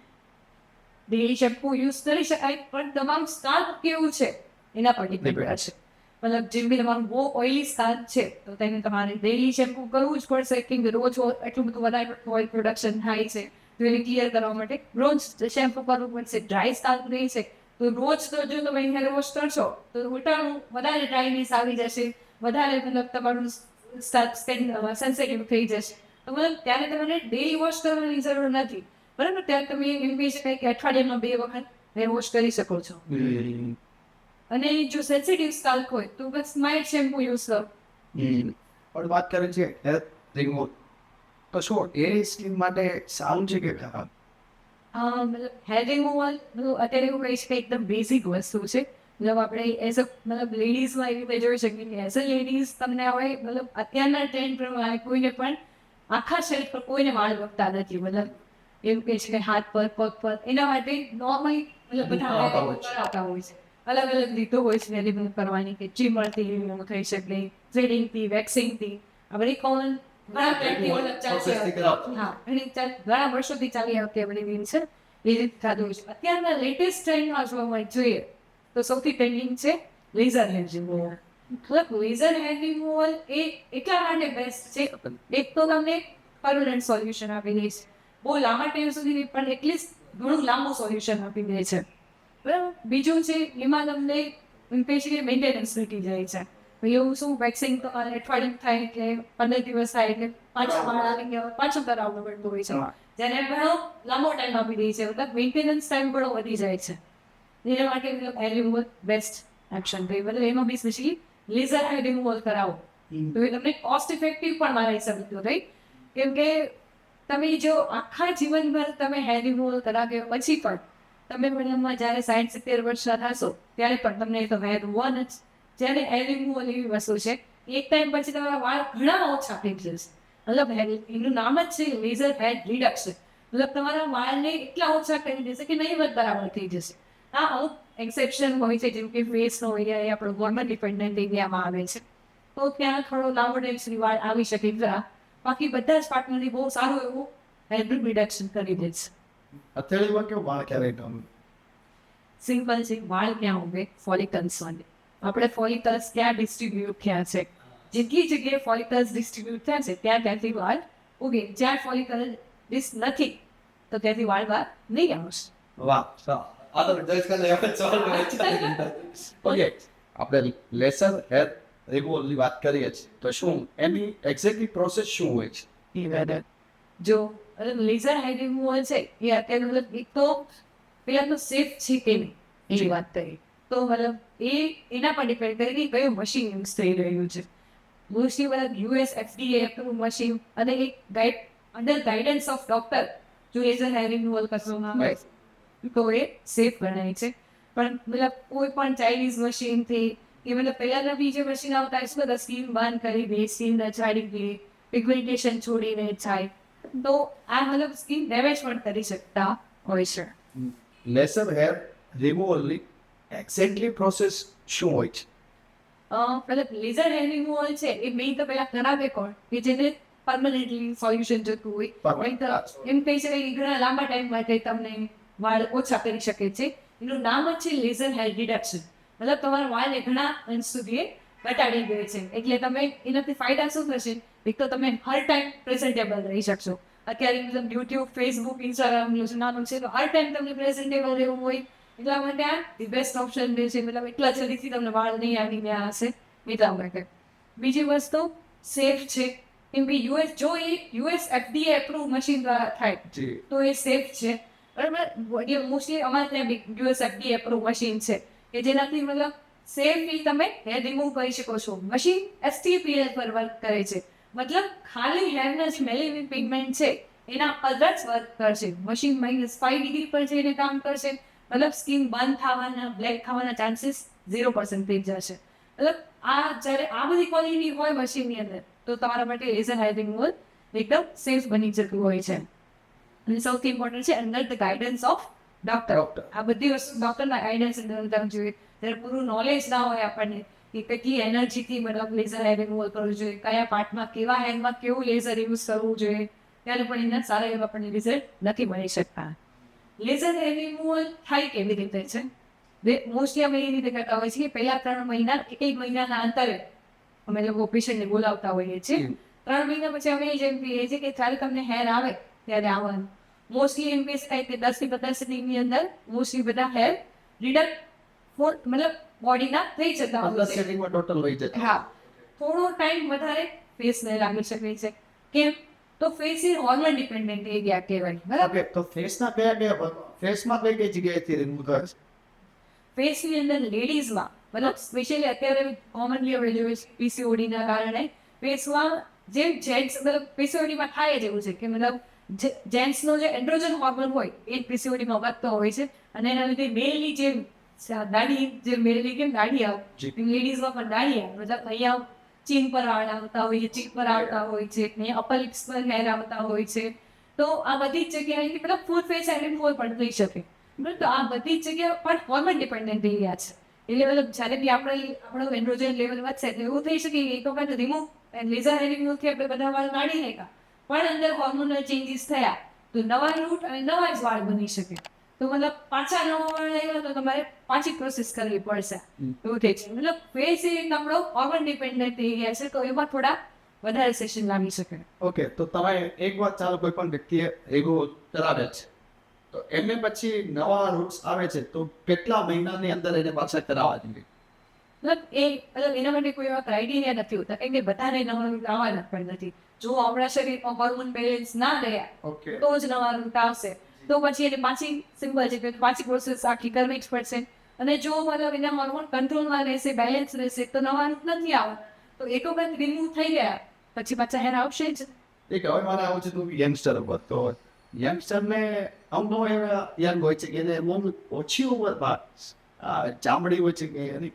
કરસલી પડી જતી હોય છે એક મેઇન કારણ છે એક સૌથી પહેલી મારા હિસાબ જેન્ઝી મતલબ જે અત્યારનું જનરેશન છે તો એને મોઢા પાડવાની આદત હોય છે ટાઈમિંગ તમે એને સલાહ સૂચન કરો હા કન્ટિન્યુઅસ મતલબ કોઈ બી મતલબ જાતના એક્સપ્રેશન આપવાની આદત હોય છે તો જ્યારે તમે કન્ટિન્યુઅસ એક્સપ્રેશન આપ્યા કરતા હોય તો મતલબ કન્ટિન્યુઅસ મસલ તમારા સ્ટ્રેચ થયા કરે છે એના લીધે બી તમને એજી સાઈડોની મતલબ ફાઇન લાઇન્સ રીતા સ્પેશિયલી જો તમને મતલબ કાંઈ કામ કરતી વખતે આવી રીતે એકદમ ભૂલીને જોવાની આદત હોય તો અહીંયા ફ્રાઉનિંગ લાઈન બનવાનું ચાલુ થઈ જતું હોય છે ક્રોસ ફિટ કહેવાય છે એમને એવું બનવાનું ચાલુ થઈ જતું હોય છે પછી બીજું મતલબ જ્યારે ઓવર ડ્રાય સ્કિન હોય ત્યારે પણ તમને ફાઇન લાઇન્સ વિકલ્પ થતા હોય છે સૌથી વધારે મતલબ યંગ એજમાં થવાનું કારણ બે સ્મોકિંગ બહુ વધારે પ્રમાણમાં હમણાં વધી ગયું છે તો અત્યારે ટ્રેન્ડ થઈ ગયો છે કે એક ફ્રેન્ડ કરે છે તો એને જોઈને બીજો ફ્રેન્ડ બી સ્મોક કરવાનું એક મતલબ શોખમાં ને શોખમાં પિક્ચર જોઈને પણ એવી રીતે મતલબ સ્મોકિંગ વધારે પ્રમાણમાં છીએ છે ટોબેકો ખાવાની પ્રમાણ ગુટકા પાન માવો મસાલા આ બધી વસ્તુના લીધે શું થાય છે કે મતલબ સ્મોક બી આપણા સ્કિનમાં જે કોલાજન હોય છે ઇલાસ્ટિન હોય છે એને એના સેલને ડેમેજ કરે છે અને જેના લીધે એજિંગ સાઇન આપણને ફાસ્ટ દેખાવાનું જરૂરી છે ન્યુટ્રિશનલ ડેફિશિયન્સી પહેલાં બી વાત કરીએ ઘરનું ખાવાનું ગમતું જ નહીં બસ બહારનું ખાવાનું વધારે ખાવું છે પૂરતા પ્રમાણમાં પોષણ નહીં મળી રહેશે બધી જ વસ્તુને સ્કિનમાં ઇવન સ્કિન જ નહીં આપણું એમ બી જે હૃદય ફેફસા હાડકા આ બધાને જ રિપેર થવા માટે ન્યુટ્રિશનની જરૂર છે જો પૂરતા પ્રમાણમાં ન્યુટ્રિશન નહીં મળી રહેશે તો સ્કિન ડેમેજ થશે જ થશે અને આપણને બહુ નાની એજ પર ફાઇન લાઇન્સ વિકાસ દેખાવાનું ચાલુ થઈ જશે આપણી સ્કિન કેવી રીતે કામ કરે છે કે આપણે જેટલું બી ન્યુટ્રિશન લઈએ છીએ તો શરીર માટે શરીર શું કરશે એને ચલાવવા માટે જે સૌથી ઇમ્પોર્ટન્ટ ઓર્ગન છે કે મતલબ હૃદય છે હાડકા છે આંખ છે કે એ બધા હશે તો આપણું શરીર ચાલતું રહેશે ફેફસા છે યકૃત છે જઠર છે આ બધા વધારે ઇમ્પોર્ટન્ટ ઓર્ગન છે એના માટે તો આપણા માટે પછી સ્કિન અને હેર હોય શરીર માટે આ વધારે ઇમ્પોર્ટન્ટ છે કે એ બધા ચાલતા રહેતા હશે તો શરીર ચાલશે એટલે શરીર આપણે જેટલું બી ન્યુટ્રિશન શરીરને આપશું એ પહેલાં આ બધા ઇમ્પોર્ટન્ટ ઓર્ગનને પહોંચાડશે પછી જો કાંઈ ન્યુટ્રિશન વધશે તો આપણા સ્કિનને હેરને મળશે એટલે સૌથી પહેલાં કોણ ખરાબ થશે સ્કિન અને હેર જો તમારા પર થોડી બી ન્યુટ્રિશનલ ડેફિશિયન્સી હશે કે તમે વ્યવસ્થિત પોષણવાળું ખાવાનું નહીં ખાશો તો આ બે જગ્યાએ સૌથી પહેલાં તમને દેખાઈ આવશે સ્કિનમાં અને હેરમાં કેમ કે એના માટે બે લિસ્ટ ઓફ ઇમ્પોર્ટન્ટ ઓર્ગન છે કે આ એ બે તો મતલબ થોડા બગડેલા હશે તો શરીર બચાવેલા કરશે એક તો એમાં પણ સવાલ હોય છે કે જ્યારે પિમ્પલ્સ આવતા હોય છે તરત જ ઇન્સ્ટન્ટ લોકોને એને રિમૂવ કરવા હોય છે સારા કરવા હોય છે તો એમની માટે આપણે શું કરવું પિમ્પલ્સ તો કોઈને ન ગમતા હોય મોસ્ટલી બધાને જ બહુ જરી કેમ બી પહેલથી જેવું કરવું પડે જ્યારે બહુ વધારે પ્રમાણમાં બ્રેકઆઉટ્સ હોય આખા મતલબ ફેસ પર તમને બ્રેકઆઉટ છે તો એવું પોસિબલ નથી કે તમને ઇઝીલી મતલબ એક ટાઈપમાં મતલબ રાત્રે કંઈક કર્યું ને સવારે સારા થઈ ગયા તેવું કંઈક પોસિબલ નથી આ પણ તમે ઘણી વસ્તુ કરી શકો છો જેમ કે કોલ્ડ કમ્પ્રેશન યુઝ કરી શકો છો જેનાથી ઇન્ફ્લામેશન બ્રેન યુઝ થશે ભૂતાની મીઠી છે એનો યુઝ કરી શકો છો ગુલાબ જળ છે આ બધી વસ્તુ શું કરે આમની ઇફેક્ટ હોય એનામાં મતલબ ઠંડક આપવાનું છે હા એટલે ઇન્ફ્લામેશન ઘટશે એટલે થોડીક રાહત આપશે ઓડિસી બેન્ડિસિન એને જેમ કે over the counter medicine salicylic acid છે બેન્ઝોઇલ પેરોક્સાઇડ છે જે આપણને ઇઝીલી અવેલેબલ થઈ જતું હોય છે જે શું કરશે આપણા જે અહીંયા ઓઇલ પ્રોડક્શન છે એને જ ઘટાડવાનું કામ કરશે અને જે ત્યાં બેક્ટેરિયા થાય છે એને મારવાનું કામ કરશે તો મતલબ એનાથી પણ આપણને ઘણી રાહત થઈ શકે છે અને એકાદ પિમ્પલ્સ છે અને આપણે મતલબ રાત્રે પિમ્પલ્સ છે સવારે એન્ગેજમેન્ટ છે બેડ ફંક્શન છે તો એ ટાઈમે મતલબ અત્યારે સૌથી બેસ્ટ ઓપ્શન પિમ્પલ પેચીસ. બરાબર, પિમ્પલ પેચીસ અત્યારે એવા હોય છે કે જેની અંદર સાલિસિલિક એસિડ છે and મતલબ જેટલા બી પિમ્પલ્સને મારવા માટે, બેક્ટેરિયાને મારવા માટે જે એન્ટીબાયોટિક્સ આવે એ બધું એની અંદર ઇન્ક્લુડેડ હોય છે, જેને લગાવવાથી બે વસ્તુ થશે. એક પિમ્પલ્સ મતલબ ટ્રાન્સપરન્ટ બેગનું હોય છે, તેના ઉપર તમે મેકઅપ બી કરી શકો છો, એટલે તમને દેખાતો બંધ થઈ જશે. પ્લસ એની અંદર જે ઇન્ગ્રેડિયન્ટ યુઝ થયા છે એના લીધે પિમ્પલ્સ બેસી જશે નહીં. જો નાનો હશે ને એકાદ બી પિમ્પલ્સ હશે તો ઓવર ધ નાઇટ એ ઘણો ફેડ પણ થઈ ગયો હશે. પણ આવું કહેવાય છે કે એક બે પિમ્પલ્સ હોય તો તમે કઈ ફૂલ ફેસ પર પિમ્પલ પેચીસ ના લગાવી શકો. બધું જ કરવા છતાં પણ ખીલ ના જતા હોય શું? મતલબ તમે બધું જ કરી દીધું છે કે લાઈક દૂધ ડેરી પ્રોડક્ટ બી બંધ કરી દીધી છે, ફરી ખાવાનું બી બંધ કરી દીધું છે, જેટલા લોકો જે કીધું ને બધું જ કરી બધું જ દીધું કરી છતાં દીધું છે, તો પણ પિમ્પલ્સ નથી જતા. તો અત્યારે એનું મેઇન કારણ છે સ્ટ્રેસ. મતલબ અત્યારે એટલી સ્ટ્રેસફુલ લાઈફ થઈ ગઈ છે કે મતલબ સ્ટુડન્ટને લઈએ તો એક્ઝામ ક્રેક કરવાની, નામાંથી ખાવું તો તમારે એના કોમ્પિટિશનમાં આગળ વધવાની, કેમ વધારે પૈસા કમાવાની, બધાને પોતપોતાના લેવલનો સ્ટ્રેસ છે. બરાબર, નાના છોકરાને જોઈએ કે ટીવી કેમ બધાને જોઈ લેવો, એકબીજાની મતલબ બધાને પોતપોતાના રીતનો સ્ટ્રેસ હોય છે. નાના લોકો મતલબ એમ કે બાળકોને પિમ્પલ્સ નથી થતા હોતા કેમ કે એ લોકો સિબેસિયસ ગ્લેન્ડ જે એક્ટિવ નથી થઈ હોતી. તો પ્યુબર્ટલ એજમાં આવો પછીથી જ આપણી સિબેસિયસ ગ્લેન્ડ એક્ટિવ થતી હોય છે. અને જ્યારે સ્ટ્રેસ લેવલ વધે ત્યારે શું થાય છે, આપણા શરીરની અંદર એન્ડ્રોજન લેવલ વધે છે, બ્રેન ગટ એક્સિસ ડિસ્ટર્બ થાય છે, અને એને કારણે તેને વધારે પ્રમાણમાં એટલે આપણે જોતા હોઈએ છીએ મોસ્ટલી જ્યારે સ્પેશિયલ ઇમ્પોર્ટન્ટ ઇવેન્ટ હોય, આપણે કેટલા વખતથી તૈયારી કરતા કે મેરેજ છે તો એ મેરેજ આવે પહેલાં સ્કિન સારી થઈ જાય, તો જે મેરેજ હોય એને આગલા દિવસે જ પિમ્પલ્સ આવીને ઊભો રહે. એ કેમ આવ્યું? સ્ટ્રેસ આવી જઈને. એટલે મતલબ સૌથી ઇમ્પોર્ટન્ટ છે કે મતલબ જ્યારે મતલબ સ્ટ્રેસના લીધે તમને પિમ્પલ્સ થાય છે ત્યારે તમને બની શકે એટલો સ્ટ્રેસ ઓછો કેમ કરો. મતલબ તમને ગમતી મૂવીને તમે 10 વાર જોઈ નાખો, કે પછી તમને મતલબ જો તમને બાળકો સાથે ટાઈમ સ્પેન્ડ કરવાનું સારું લાગતું હોય તો પછી ક્યારેક ક્યારેક એવું બી બની શકે કે બાળકોના લીધે પિમ્પલ્સ થઈ જાય, એ સ્ટ્રેસ આપી દે, એ સ્ટ્રેસ આપી દે. તો મતલબ સોલ્યુશન ટેન્શન લાઈક મતલબ ક્યારેક એ પણ સ્ટ્રેસનું કારણ હોય છે, પણ મતલબ સ્ટ્રેસ રિલીવમાં બી બાળકોનો બહુ સારો એવો રોલ હોય છે. તમે એને રમાડવાનું એવું કરો એમાંથી સારો એવો સ્ટ્રેસ રિલીવ થઈ જતો હોય છે. આ સિવાય મતલબ એક વસ્તુ છે કે ભાઈ એક લાઈન બોલી છે સારા એવા પોડકાસ્ટ કરનારે કે ભાઈ સબકો મરના હે સો જસ્ટ ચીલ, એવી રીતે બધાને મરવાનું જ છે તો બની શકે એટલા રિલેક્સ રહેવાની કોશિશ કરો તો મતલબ સ્ટ્રેસ લેવલ કંટ્રોલમાં રહે છે, એટલે આપોઆપ પીપલ્સ બીટા દાપ એટલી છે ને. 100% સાચી વાત છે. ઘણી બધી વસ્તુ ટેન્શનના લીધે થતી હોય છે. સ્કિનને ગ્લો કરવા માટે લાઇટિંગ સિરમનો યુઝ કરવો જોઈએ કે સ્કિનને ગ્લો કરાવવા માટે નોર્મલી બધા એક્ટિવ્સનો યુઝ કરતા હોય છે. એક્ટિવ્સ એટલે સિરમ જે કહેવાય એ બંને વસ્તુ સેમ જ વસ્તુ છે. મતલબ એક્ટિવ્સ બહુ બધી ટાઈપના આવતા હોય છે, બરાબર. પણ મતલબ અત્યારે એવો ટ્રેન્ડ છે કે બસ મતલબ અત્યારે ઇમેજ કે સ્પેશિયલી કોરોના પછી એક્ટિવ્સ બહુ ફેમસ થઈ ગયા, જેમ કે હાઇલુરોનિક એસિડ છે, નિયાસિનામાઇડ છે, સેલિસિલિક એસિડ છે. બસ લોકોએ બસ જોઈ લીધું હાઇલુરોનિક એસિડ એટલે બહુ સારું હાઇડ્રેશન આપશે તો ચલો હાઇલુરોનિક એસિડ લગાવી લીધું. પણ મતલબ મારા હિસાબે સિરમ બહુ મતલબ સારી વસ્તુ છે. મતલબ હરેક સિરમ માટે હું તમને ડિટેલમાં કહીશ. લાઈક પહેલાં તો સિરમ કયા સિરમ શું કામ કરે એના માટે આપણે પહેલાં વાત કરીએ તો પહેલી વાત કરીએ વિટામિન સી.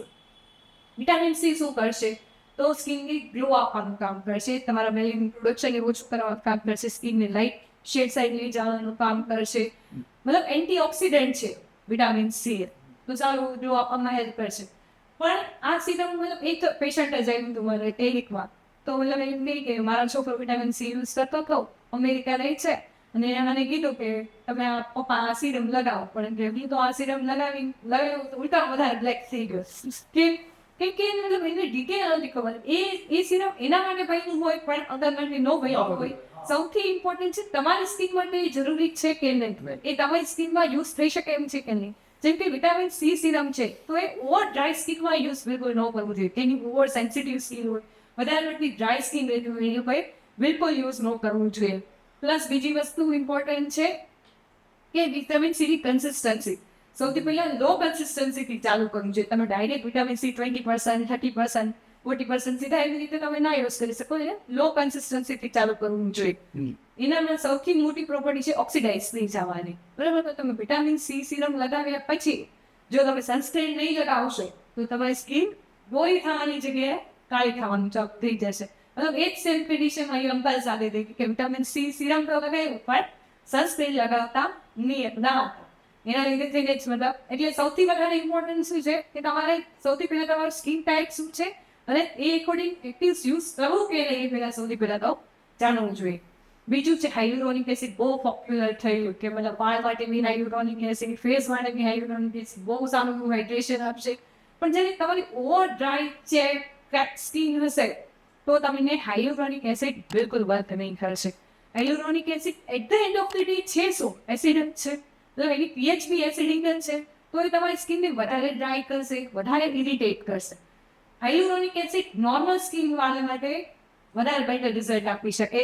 એની મતલબ હાઇલ્યુરોનિક એસિડ મતલબ કમ્પાઉન્ડ વોટર કે એના એક મોલેક્યુલ પાસે 1000 મોલેક્યુલ પકડી રાખવાની કેપેસિટી છે. મતલબ સારું એવું હાઇડ્રેશન આપશે. પણ જો ઓવર સેન્સિટિવ સ્કિન હોય, આખી ક્રેક ડેમેજ સ્કિન હોય તો હાઇલ્યુરોનિક એસિડ પણ તમારા માટે નથી. ત્રીજી વસ્તુ salicylic acid. Salicylic acid simple મતલબ બધા જ લોકો યુઝ કરવાનું મારું ઓઇલ પ્રોડક્શન વધારે થાય છે તો સેલિસિલિક એસિડ યુઝ કરવાનું ચાલુ કરી દે કે ઓઇલ પ્રોડક્શન ઓછું થાય. પણ સેલિસિલિક એસિડ પણ બધાએ જેને મતલબ ઓઇલી સ્કિન છે બધાએ એટલી સ્લો યુઝ કરવું જોઈએ. એના માટેના પણ ટર્મ્સ એન્ડ કન્ડિશન હોય છે કે મતલબ તમે મિનિમમ ક્વોન્ટિટીથી ચાલુ કરી શકો. ખાલી ઓવરનાઇટ લગાવો, સૌથી ઇમ્પોર્ટન્ટ સનસ્ક્રીન લગાવતા રહ્યો. અને સ્કિનની બહુ સેલિસિલિક એસિડ મતલબ ઇરિટેટ કરી દે છે. તો ટ્રાય કરો કે મતલબ એવું જરૂરી નથી કે તમારી ઓઇલ સ્કિન છે તો દર વખતે સેલિસિલિક ગ્લાયકોલિક એસિડ આવે છે. બીજા પણ ઘણા એસિડ આવે છે કે જે સારું તમને રિઝલ્ટ આપી શકે. ચોથી વસ્તુ છે જે સૌથી વધારે ફેમસ થઈ છે, જે સૌથી વધારે ગૂગલ સર્ચ કરવામાં આવ્યું છે, સૌથી વધારે એના પર રિસર્ચ થઈ છે, સૌથી જૂનું મોલેક્યુલ છે રેટિનોઇડ્સ. એ મતલબ સ્કિન એજિંગમાં સૌથી વધારે મતલબ કોઈને અત્યારે બુઢાપો તો લાવવો જ નથી, કોઈને ઉંમરવાળું થવું જ નથી. તો મતલબ રેટિનોઇડનું કામ જ એ છે મતલબ વિટામિન એ ડેરિવેટિવ્સ છે તો એનું કામ જ એ છે કે મતલબ સ્કિનની અંદર સેલ ટર્નઓવર વધારી દે છે. તો સ્કિનમાં સેલ ટર્નઓવર વધશે તો શું થશે? ફાઇન લાઇન્સ, રિંકલ્સ દેખાવાનું બધું ધીરે ધીરે ઓછું થઈ જશે. મતલબ રેટિનોઇડનું યુઝ કરવાથી મોસ્ટલી પણ મતલબ એના માટે બી શું પ્રિકોશન યુઝ કરવાની હોય છે. મતલબ એમ કે એક મતલબ એક પેશન્ટ જ છે એના મતલબ રેટિનોઇડનો એક કિસ્સો છે. એક પેશન્ટ જ છે રેટિનોઇડ મતલબ એ મતલબ એમ કે મારે 30ની એજ થઈ છે, મારા બધા ફ્રેન્ડ રેટિનોઇડ યુઝ કરે છે તો મેં બી યુઝ કરવાનું ચાલુ કરી દીધું છે, રેટિનોઇડ યુઝ કરવાનું ચાલુ કરી દીધું છે. પણ સ્કિન બહુ વધારે બ્લેક થઈ ગઈ. કેમ? સેમ પેલા ભાઈની જેમ આગળ સનસ્ક્રીન જ નથી કરતા. જો આગલી રાત્રે તમારે રેટિનોઇડ વાપરવું છે અને બીજા દિવસે સનસ્ક્રીન નથી લગાવવું તો રેટિનોઇડ તમારા માટે નથી. જો સનસ્ક્રીન લગાવવાના છે મતલબ કાંઈ બી એક્ટિવ્સ યુઝ કરો છો તો એ સ્કિનને તમને થોડુંક તો મતલબ એક્ટિવ્સ કોને કહેવાય કે એ સ્કિનની કંઈક અસર કરી શકતા હોય તો એ એક્ટિવ્સ છે તો એને પ્રોટેક્શન માટે તમારે કમ્પલસરી સનસ્ક્રીન તો લગાવવું અને લગાવવું જ પડશે. સૌથી ઇમ્પોર્ટન્ટ છે. તો મતલબ રેટિનોઇડનો યુઝ બી એન્ટી એજિંગનો બહુ સારું એવું રિઝલ્ટ આપી દે છે. પણ એના માટે બી જ્યારે બી મતલબ એમ જ કહેવાય નોર્મલ સ્કિન છે તો તમે રેટિનોઇડ યુઝ કરો. બહુ વધારે પેલી સેન્સિટિવ સ્કિન છે, જેની પતલી સ્કિન છે એ લોકો માટે પણ રેટિનોઇડ નથી. તો પછી સ્કિનને ખરાબ કરવા પાછળ મેજર 3 મિસ્ટેક કયો હોય છે જે જનરલી લોકો ઇઝીલી કરતા? સૌથી પહેલી મેં આપણે જ કીધું એમ કે તમને વિધાઉટ નોલેજ તારી પાસે યુટ્યુબ ને ઇન્સ્ટાગ્રામ ને જોઈ અને રીલ્સ જોઈને તમે એક્ટિવ્સનો યુઝ કરવાનું ચાલુ કરી દો છો. કોઈ પણ એક્ટિવ્સનો યુઝ કરવા ચાલશે જે તમારી સ્કિનને રિપેર કરવાની જગ્યાએ ડેમેજ ચાલુ કરે છે. બીજી મિસ્ટેક ઓવર વોશિંગ. મેં કીધું કે બહુ વધારે પડતું તમે જો મોઢું ધોયા જ કરશો તો એનાથી બી તમારા નેચરલ ઓઇલ સ્કીપ થઈ જશે ફેસમાંથી, જેના લીધે તમારી સ્કિન વધારે મતલબ ડેમેજ સ્કિન થઈ જશે અને વધારે ક્રેકી અને ડ્રાય સ્કિન થઈ જશે.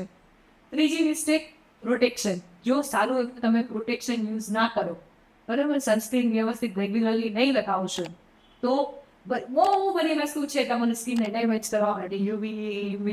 યુવીસી જે ઉસરમાંથી આવે છે, ડર્ટ, પોલ્યુશન, અલ્ટ્રાવાયોલેટ રેઝ, આપણા મોબાઈલમાંથી નીકળતા બ્લુ લાઇટ, આ બધી જ વસ્તુ ડેમેજ કરવા માટે તો ઉભી જ છે. તો મતલબ આ બધા સામે પ્રોટેક્શન માટે જો તમે પ્રોટેક્શન માટે સનસ્ક્રીનને યુઝ કરશો તો તમારી સ્કિન ડેમેજ થવાની છે. અને સૌથી ઇમ્પોર્ટન્ટ વસ્તુ મોઇશ્ચરાઇઝર.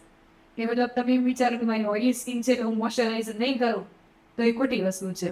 મતલબ કે ઓઇલી સ્કિન છે તો પણ એને પણ બેરી રિપેરની જરૂર છે, મોઇશ્ચરાઇઝરની જરૂર છે. તો એ મતલબ લાઇટ વેઇટ જેલ બેઝ મોઇશ્ચરાઇઝરનો યુઝ કરી શકો, નોન કોમેડોજેનિક મોઇશ્ચરાઇઝરનો પણ યુઝ કરી શકો છો. મતલબ રોજ સ્કિનને કાંઈ વસ્તુની સૌથી વધારે જરૂર હોય છે.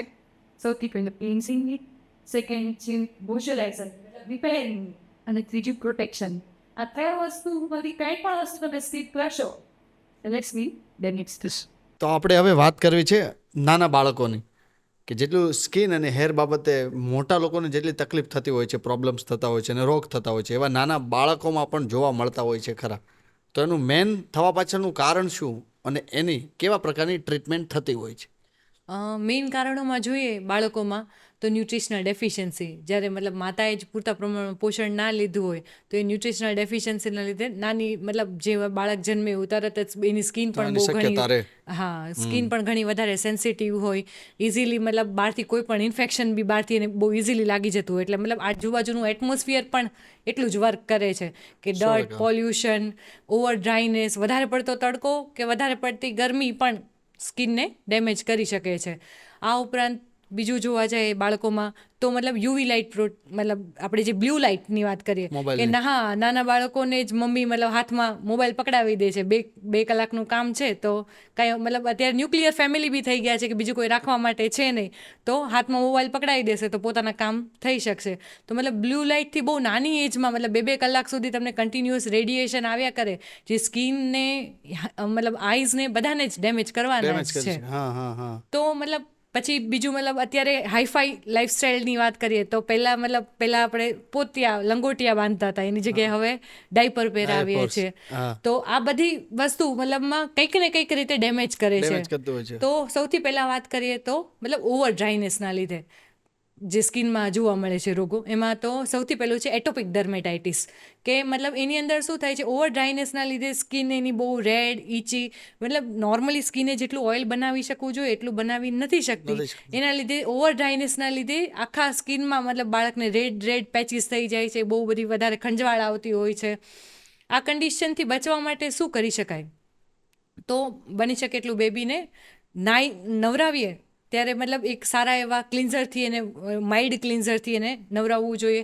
એના પછી તરત જ હજી વેટ ડેમ સ્કિન હોય ત્યાં જ સારું એવું મોઇશ્ચરાઇઝર લગાવી દેવું જોઈએ. પછી બીજી કન્ડિશન મેં કીધી એમ ડાયપર રેશ, એ બહુ કોમનલી જોવા મળે છે કેમ કે જે ડાયપરની અંદર મોઇશ્ચર હોય છે પ્લસ કન્ટિન્યુઅસ મતલબ એની અંદર પેશાબ અને મળમૂત્ર બધું જ ડાયપરની અંદર એકઠા થયેલું હોય, જે કન્ટિન્યુઅસ બાળકની સ્કિન સાથે કોન્ટેક્ટમાં આવવાના લીધે ત્યાંની સ્કિન ઇરિટેટેડ થઈ જાય છે, રેડ થઈ જાય છે અને ઘણી પેઇનફુલ કન્ડિશન થઈ જતી હોય છે.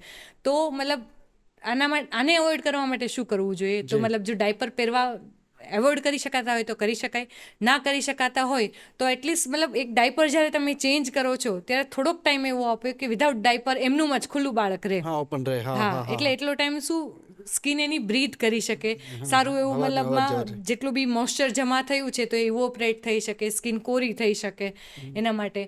પછી સારા એવા મતલબમાં ત્યાં મતલબ પેટ્રોલિયમ જેલી છે કે ઝિંક ઓક્સાઇડ છે એને લગાવી શકાય, જે સુથિંગ ઇન્ગ્રીડિયન્ટ છે જે ડાયપર રેશનમાં સામે પ્રોટેક્શન આપે છે, એ વસ્તુનું યુઝ કરી શકાય. ત્રીજી વસ્તુ જે બાળકોમાં કોમનલી જોવા મળતી હોય છે એ છે સ્કાલ્પમાં યલો ઇન્ફેક્શન, કે જેને સિબોરિક ડર્મેટાઇટિસ કહેવાય છે. કે એની અંદર શું થાય છે, યલો સ્કેલ પ્રોડક્શન થઈ જાય છે. કેમ? વધારે પડતું સ્કાલ્પની અંદર જે ઓઇલ ગ્રેન્ડ હોય એ વધારે પડતું ઓઇલ પ્રોડક્શન કરે છે, એના લીધે યલો સ્કેલી પેચીસ થઈ જતા હોય છે. એ કન્ડિશનને સિબોરિક ડર્મેટાઇટિસ કહેવાય છે. એ પણ નાના બાળકોમાં ખૂબ કોમનલી જોવા મળતી હોય છે. એની ટ્રીટમેન્ટ શું આવશે? તો બની શકે એટલું મતલબ રોજ જ માઇલ્ડ શેમ્પૂથી ક્લીન કરતું રહેવું જોઈએ અને ધીરે ધીરે જો ડેબ્રિસ ઉખડતી હોય તો બહુ હાર્શલી એને ઉખાડવાની જરૂર નથી, ધીરે ધીરે એ નીકળી જ જશે. બને એટલું માઇલ્ડલી જેટલું નીકળી શકે એટલી નીકાળવી જોઈએ. બીજી કોમન વસ્તુ થતી હોય છે જ્યારે ચબી બેબી હોય એકદમ મતલબ હેલ્ધી બેબી હોય બધા ફોલ્ડ પડતા હોય પગમાં અને હાથમાં અને બધી જગ્યાએ, તો એ ફોલ્ડની અંદર મોઇસ્ચર જમા થઈ જતું હોય છે. એટલે એની અંદર કોમનલી ધાધર રિંગવોર્મ જેને કહેવાય એ બહુ કોમન, હા, કેમ કે મતલબ ધાધર માટે ફેવરેબલ એકદમ કન્ડિશન થઈ જાય. બહારથી કોઈ બીજાનું ઇન્ફેક્શન છે, અહીંયા મોઇસ્ચર મળી રહી છે અને મતલબ પરસેવો જમા થયેલો પૂરી છે, થાય. તો ત્યાં મતલબ જલ્દીથી ધાધર પોસિબલ થાય છે. આ સિવાય સ્કેબિસ બહુ જલ્દીથી જોવા મળતી હોય છે નાના બેબીઝમાં, સ્પેશિયલી મતલબ હેન્ડના ડોર્સલ પાર્ટમાં, અહીંયા જ્યાં ઝીણી ઝીણી પાણી ભરેલી ફૂટકીઓ થવાનું ચાલુ થઈ જાય, માઇટના લીધે મોઇનલી થતું હોય છે. રાતમાં એમાં ખૂબ વધારે પ્રમાણમાં ખંજવાળ આવતી હોય છે. તો મતલબ આ બધી કન્ડિશનો નોર્મલી આપણે નાના બાળકોમાં જોતા હોઈએ છીએ. આ બ્લેક હેડ્સ અને વ્હાઇટ હેડ્સ શું છે અને આ થવા પાછળનું કારણ શું? મતલબ બ્લેક હેડ્સ અને વ્હાઇટ હેડ્સ થાય કેમ છે? જી. બહુ નાના જે એકદમ જન્મેલા બાળકો હોય એને તો થતા નથી. મેઇનલી ક્યારે થાય છે? આપણે જ્યારે પ્યુબર્ટલ એજમાં આવીએ ત્યારે. કેમ થાય છે? તો મતલબ પ્યુબર્ટલ એજમાં જેવા આપણે આવીએ છીએ તો એ ટાઈમે સૌથી પહેલાં આપણે મતલબ હોર્મોન ચેન્જીસ થાય છે. એ હોર્મોન ચેન્જીસ થવાને લીધે આપણી સિબેસિયસ ગ્લેન્ડ એકદમ એક્ટિવ થઈ જાય છે અને ઓવર ઓઇલ પ્રોડક્શન કરવાનું ચાલુ થઈ જાય છે. ઓઇલ ગ્લેન્ડ સૌથી વધારે ક્યાં ડિસ્ટ્રીબ્યુટ થઈ હોય છે? તો આપણા ટી ઝોનમાં, એટલે કે કપાળ પર, નાક પર અને ચીક પર. તો મોસ્ટલી આ ઓઇલ ગ્લેન્ડ અહીંયા વધારે આવેલી હોય છે. જ્યારે ઓઇલ પ્રોડક્શન વધારે થાય છે ત્યાં આજુબાજુના જે કેરેટિનના સેલ હોય એ છે, કે પછી સાથે સાથે જે કેરેટિન પ્રોડક્શન થયું, સ્કિન સેલ છે, ડેબ્રીઝ છે, આ બધું ભેગું થઈને પોર્સને ક્લોક કરી દે છે અને ત્યારે આપણને બ્લેક હેડ્સ ને વ્હાઇટ હેડ્સ થાય છે. જ્યારે એના પર સ્કિન બની જાય છે તો આપણે એને વ્હાઇટ હેડ્સ કહીશું. અને જ્યારે કેરેટિન ખુલ્લું રહેતું હોય છે તો એ હવા સાથે ઓક્સિડાઇઝ થઈ અને બ્લેક કલર લઈ લેશે, એટલે આપણે એને બ્લેક હેડ્સ કહીશું.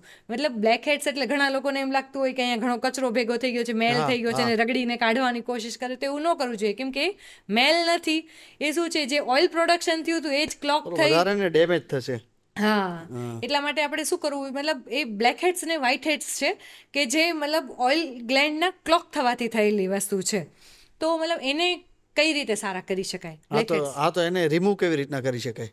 બ્લેક હેડ્સ ને વ્હાઇટ હેડ્સ ને કઈ રીતે રિમૂવ કરી શકાય? સૌથી ઇમ્પોર્ટન્ટ, બધા લોકો જે નોર્મલી કરતા હોય આ રીત બિલકુલ ન કરવી જોઈએ. મતલબ સિમ્પલી મતલબ હા, એ દબાવીને સમજી. બ્લેક હેડ્સ તો વ્હાઇટ શું હેડ્સ કરવું કાઢતા હોય છે, તો એનાથી શું થાય, સ્કિન ઓવર ડેમેજ થાય છે. બરાબર, તમે દબાવો છો હા. તો ત્યાં પિગમેન્ટ, મતલબ એના લીધે શું થશે, પોર્સ ફૂટશે, ત્યાં મતલબ સ્કિન ડેમેજ થશે, તો ત્યાં પિગમેન્ટેશન થવાનું ચાલુ થશે, એક મોટો ડાઘો છોડીને જશે. તો મતલબ એના માટે સૌથી વધારે મતલબ સારું ઓપ્શન છે તમારી પાસે ક્લિન્ઝર. બની શકે એટલા માઇલ્ડ ક્લિન્ઝરનો યુઝ કરવો જોઈએ. સેલિસિલિક એસિડ જેમનું અંદર કન્ટેન હોય એવા તમે ક્લિન્ઝર અને ફેસ વોશ યુઝ કરી શકો, કે જે માઇલ્ડલી ધીરે ધીરે કેમિકલ એક્સફોલિએશન એને કહેવાય છે, ધીરે ધીરે એક્સફોલિએટ કરશે, ઉપરની ડેડ સ્કિનને નીકાળશે, એટલે આપોઆપ તમારું મતલબ સેલિસિલિકનું કામ જ છે ઓઇલ પ્રોડક્શનને ઓછું કરવાનું કામ કરી દેશે અને ઉપરની ડેડ સ્કિન નીકળશે તો બ્લેક હેડ્સ ને વ્હાઇટ હેડ્સ પણ ધીરે ધીરે નીકળી જશે. આ સિવાય બીજો ઓપ્શનમાં આવે છે મતલબમાં એન્ટીબાયોટિક્સ, એડેપ્લિન જેલ આવે છે, રેટિનોઇડ્સ આવે છે. આ બધી જ વસ્તુનું મતલબ રાત્રે યુઝ કરવાનું હોય છે. આ બધી વસ્તુથી ધીરે ધીરે કરીને બ્લેક હેડ્સ વ્હાઇટ હેડ્સ નીકળી શકે છે. જો બહુ વધારે પ્રમાણમાં બ્લેક હેડ્સ વ્હાઇટ હેડ્સ હોય તો તમારે ડૉક્ટરનું કન્સલ્ટ કરવું જોઈએ.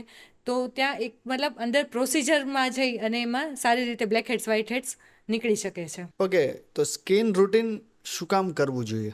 સ્કિન રૂટીન કેમ કરવું જોઈએ? જી.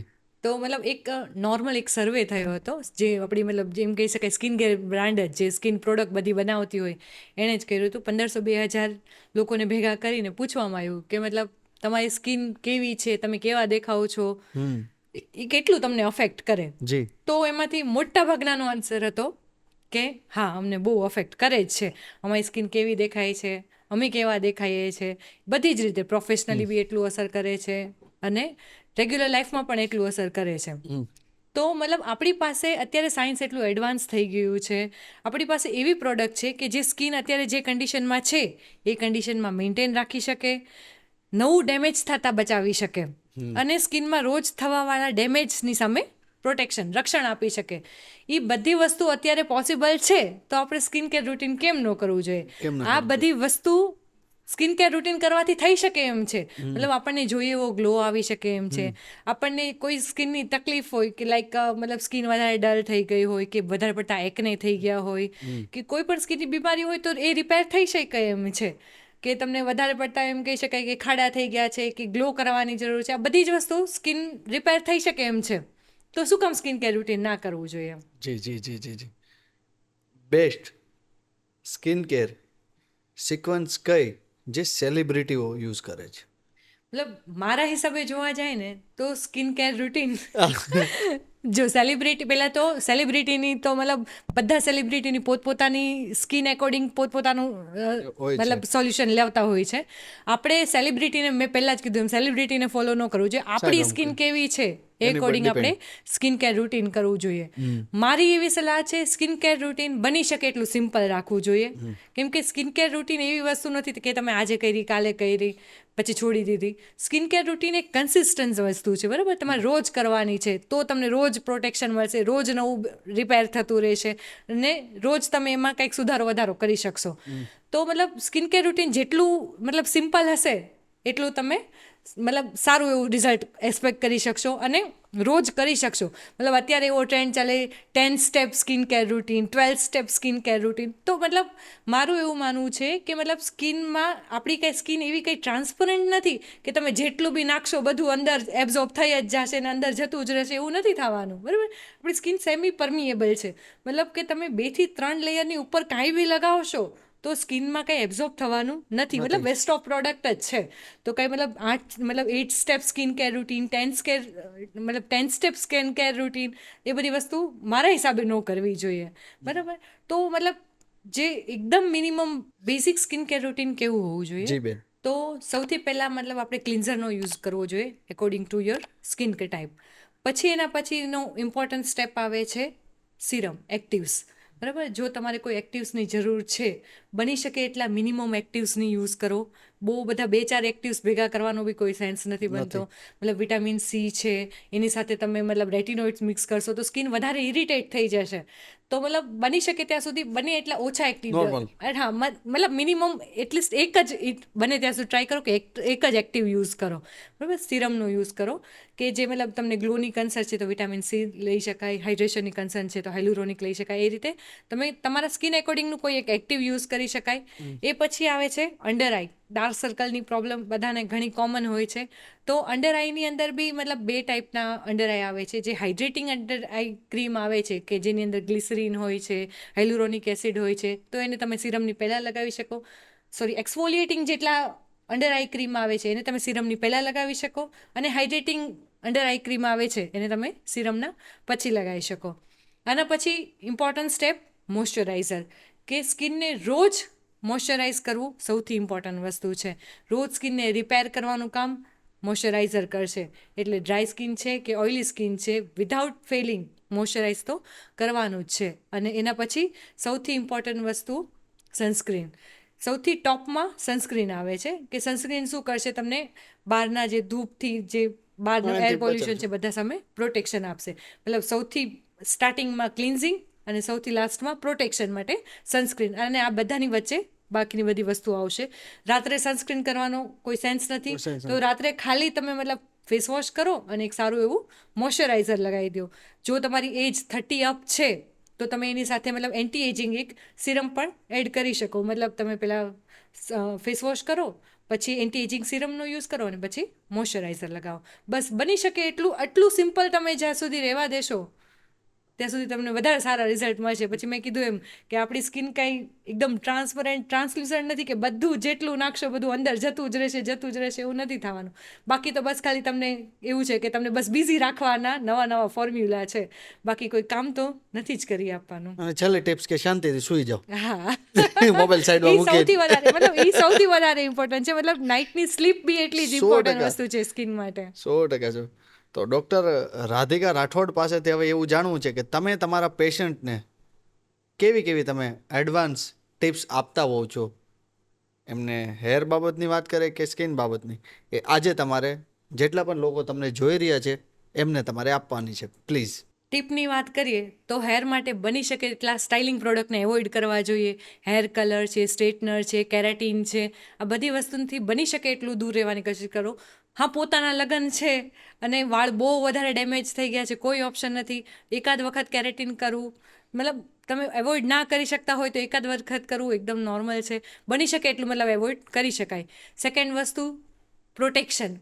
સનસ્ક્રીન મસ્ટ લગાવવું જ જોઈએ. 365 દિવસ સનસ્ક્રીન લગાડવું જ જોઈએ. ત્રીજી વસ્તુ ઇમ્પોર્ટન્ટ ટિપ્સમાં કહીએ તો મતલબ એક્ટિવ્સનો યુઝ. તો તમારે મતલબ કોઈ બી યુટ્યુબ, ફેસબુક, ઇન્સ્ટાગ્રામ જોઈને કોઈ પણ એક્ટિવ્સનો યુઝ કરવાનું ચાલુ બિલકુલ નથી કરી દેવાનો.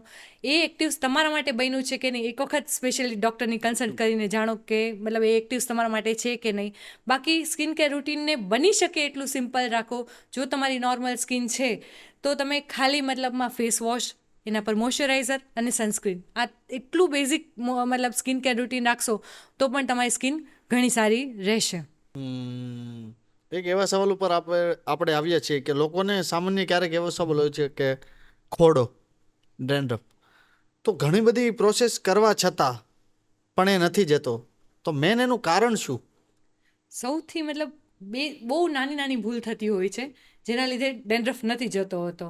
સૌથી ઇમ્પોર્ટન્ટ વસ્તુ છે કન્સિસ્ટન્સી. મતલબ એક વખત ટ્રીટમેન્ટ કરી તો એનો મતલબ એવો નથી કે તમને હવે લાઈફ ટાઈમ કોઈ દિવસ ખોડો થશે જ નહીં, બરાબર? એ કન્ટિન્યુઅસ પ્રોસેસ. તમારી ઓઇલી સ્કાલ્પ છે તો તમને કન્ટિન્યુઅસ ઓઇલ પ્રોડક્શન થયા કરવાનું છે. ત્યાં ફંગસ માટેનું ફેવરેબલ કન્ડિશન થશે તો ફંગસ થશે અને ખોડો થશે. તો કન્ટિન્યુઅસ તમારું સ્કાલ્પ ક્લિયર રહેવું જોઈએ. એના માટે તમારે કન્ટિન્યુઅસ હેર વોશ કરતા જ રહેવું પડશે, બરાબર? એટલે એવું નથી કે એક વખત એન્ટી ડેન્ડ્રફ શેમ્પૂની ટ્રીટમેન્ટ લઈ દીધી બધું મૂકી દેવાનું. તમારે જ્યારે બી મતલબ થોડોક બી તમને એમ લાગે કે મને ડેન્ડ્રફ થવાનું ચાલુ થયું છે તો એન્ટી ડેન્ડ્રફ શેમ્પૂનો યુઝ કરવો જોઈએ. એટલીસ્ટ મતલબ જે લોકોને ઓઇલી સ્કાલ્પ રહે છે ને વીકમાં એક વખત તો એન્ટી ડેન્ડ્રફ શેમ્પૂથી હેર વોશ કરી જ લેવું જોઈએ. એટલે થોડુંક બી મતલબ ડેબ્રીસ કે કાંઈ બી જમા થયું હશે તો એ બધું ક્લીન થઈ જાય. બીજી મિસ્ટેક થતી હોય છે બજારમાં મળતા કોઈ પણ એન્ટી ડેન્ડ્રફ શેમ્પૂ, મોલમાં ગયા છે કાંઈ બી મતલબ આ એન્ટી ડેન્ડ્રફ શેમ્પૂ છે ચલો લઈ લીધું, પણ એમાં જે મેઇન કી ઇન્ગ્રીડિયન્ટ હોવા જોઈએ મતલબ સેલિસિલિક એસિડ છે, પછી કીટાકોનાઝોલ છે, ઝિંક પાયરેથિયોન છે, જ્યારે આ બધા બેઝિક ઇન્ગ્રીડિયન્ટ જ એની અંદર નહીં હશે તો એ તમને મતલબ ડેન્ડ્રફ ક્લિયર કરવામાં હેલ્પફુલ બિલકુલ નહીં થશે. તો મતલબ આપણે ખાસ એના ઇન્ગ્રીડિયન્ટ લિસ્ટ ચેક કરતી રહેવી જોઈએ. ઘણા લોકોને વાળ ધોતા જ નથી આવડતું. એમ કહી શકાય કે મતલબ નાના છોકરા હોય, મમ્મી પાસે વાળ ધોરાવાના હોય, જાતે વાળ ધોવે તો શું થાય, શેમ્પૂ થોડુંક માથામાં જ રહી જાય જ્યારે ક્લીન કરે ને ત્યારે. તો એના લીધે શું થાય, શેમ્પૂના જે રેસિડ્યુઅલ જમા થાય છે એના લીધે પણ તમને થઈ શકે છે. હા ડેન્ડ્રફ થઈ શકતો હોય છે. ઘણા લોકો આળસ કે મતલબ ઘણા લાંબા વાળ છે, ઠંડીની સિઝન છે કે બહુ ગરમીની સિઝન છે ને તો ગરમીની સિઝન છે ને ઠંડુ પાણી નથી મળતું તો બી મતલબ હેર વોશ ન કરે કે ગરમ પાણીથી જ ઘણાને હેર વોશ કરવાની આદત હોય. ગરમ પાણી ના મળતું હોય તો એ હેર વોશ ના કરે. કારણ લાંબા વાળ છે તો મતલબ એવું થાય કે 2 દિવસે ને એક દિવસે નહીં ને એક દિવસે અલ્ટરનેટ ડે તો એટલીસ્ટ હેર વોશ કરવું જ જોઈએ જે લોકોને બહુ વધારે પ્રમાણમાં ડેન્ડ્રફ થતો હોય એને. તો હેર વોશ બી જો રેગ્યુલર નહીં થશે તો એ લોકોને પણ ખોડો રહેશે જ. અને પાંચમી પણ સૌથી ઇમ્પોર્ટન્ટ વસ્તુ જે લોકો મતલબ રેગ્યુલરલી મિસ્ટેક થતી હોય છે ડેન્ડ્રફમાં એ છે ઓઇલિંગ. લોકોને એમ લાગે છે કે મતલબ ડેન્ડ્રફ છે, ખોડો છે તો મતલબ ચામડી સૂકી થઈ જતી હશે તો વધારે પડતું તેલ નાખી દે, તેલ માલિશ કરે છે તો એ ડેન્ડ્રફની કન્ડિશનને ઉલટાની વર્સન કરે છે, મતલબ વધારે ખરાબ કરે છે. કે તમે તેલ માલિશ કરો છો એના લીધે શું થાય છે, તેલ સ્કાલ્પમાં એક તો ઓઇલી સ્કાલ્પ હતું જે ડેન્ડ્રફ માટે ઓલરેડી ફેવરેબલ કન્ડિશન છે, એમાં તમે વધારે ઓઇલ નાખ્યું તો ક્લોગ પોર્સ કરી દીધા, કેટલું બધું મતલબ અંદર ડર્ટ ને બધું જમા કરવા માટેનું બહુ સારું એવું વાતાવરણ મળી ગયું. તો ભેજ અને ખરાબ વાતાવરણ આ બે જ્યારે વસ્તુ ભેગી થશે તો એ મતલબ યીસ્ટને મેલેસિઝિયા કહેવાય જે મતલબ જેના લીધે આપણને ડેન્ડ્રફ થાય છે. મેલેસિઝિયાને મતલબ પ્રોલિફરેટ થવા માટેનું ધી બેસ્ટ વાતાવરણ છે. તો મતલબ તમે તેલ કરી અને એને વધારે મતલબમાં એગ્રાવેટ કરી દીધું. તો આ બધી ભૂલના લીધે થઈને મતલબ તમને એમ લાગે છે કે મેં ડેન્ડ્રફની ટ્રીટમેન્ટ કરી તો બી મને કેમ નથી જતું, પણ આ બધી નાની મિસ્ટેક થતી હોય છે જેના લીધે થઈને ડેન્ડ્રફ નથી જતો. બેન, આજના આ પોડકાસ્ટમાં ઘણું વાળ વિશે અને પોતાની સ્કિન બાબતે ઘણી બધી અમને નોલેજ મળ્યું. ઘણી બધી વસ્તુ અમને જાણવા મળી આ વાતચીત વચ્ચે.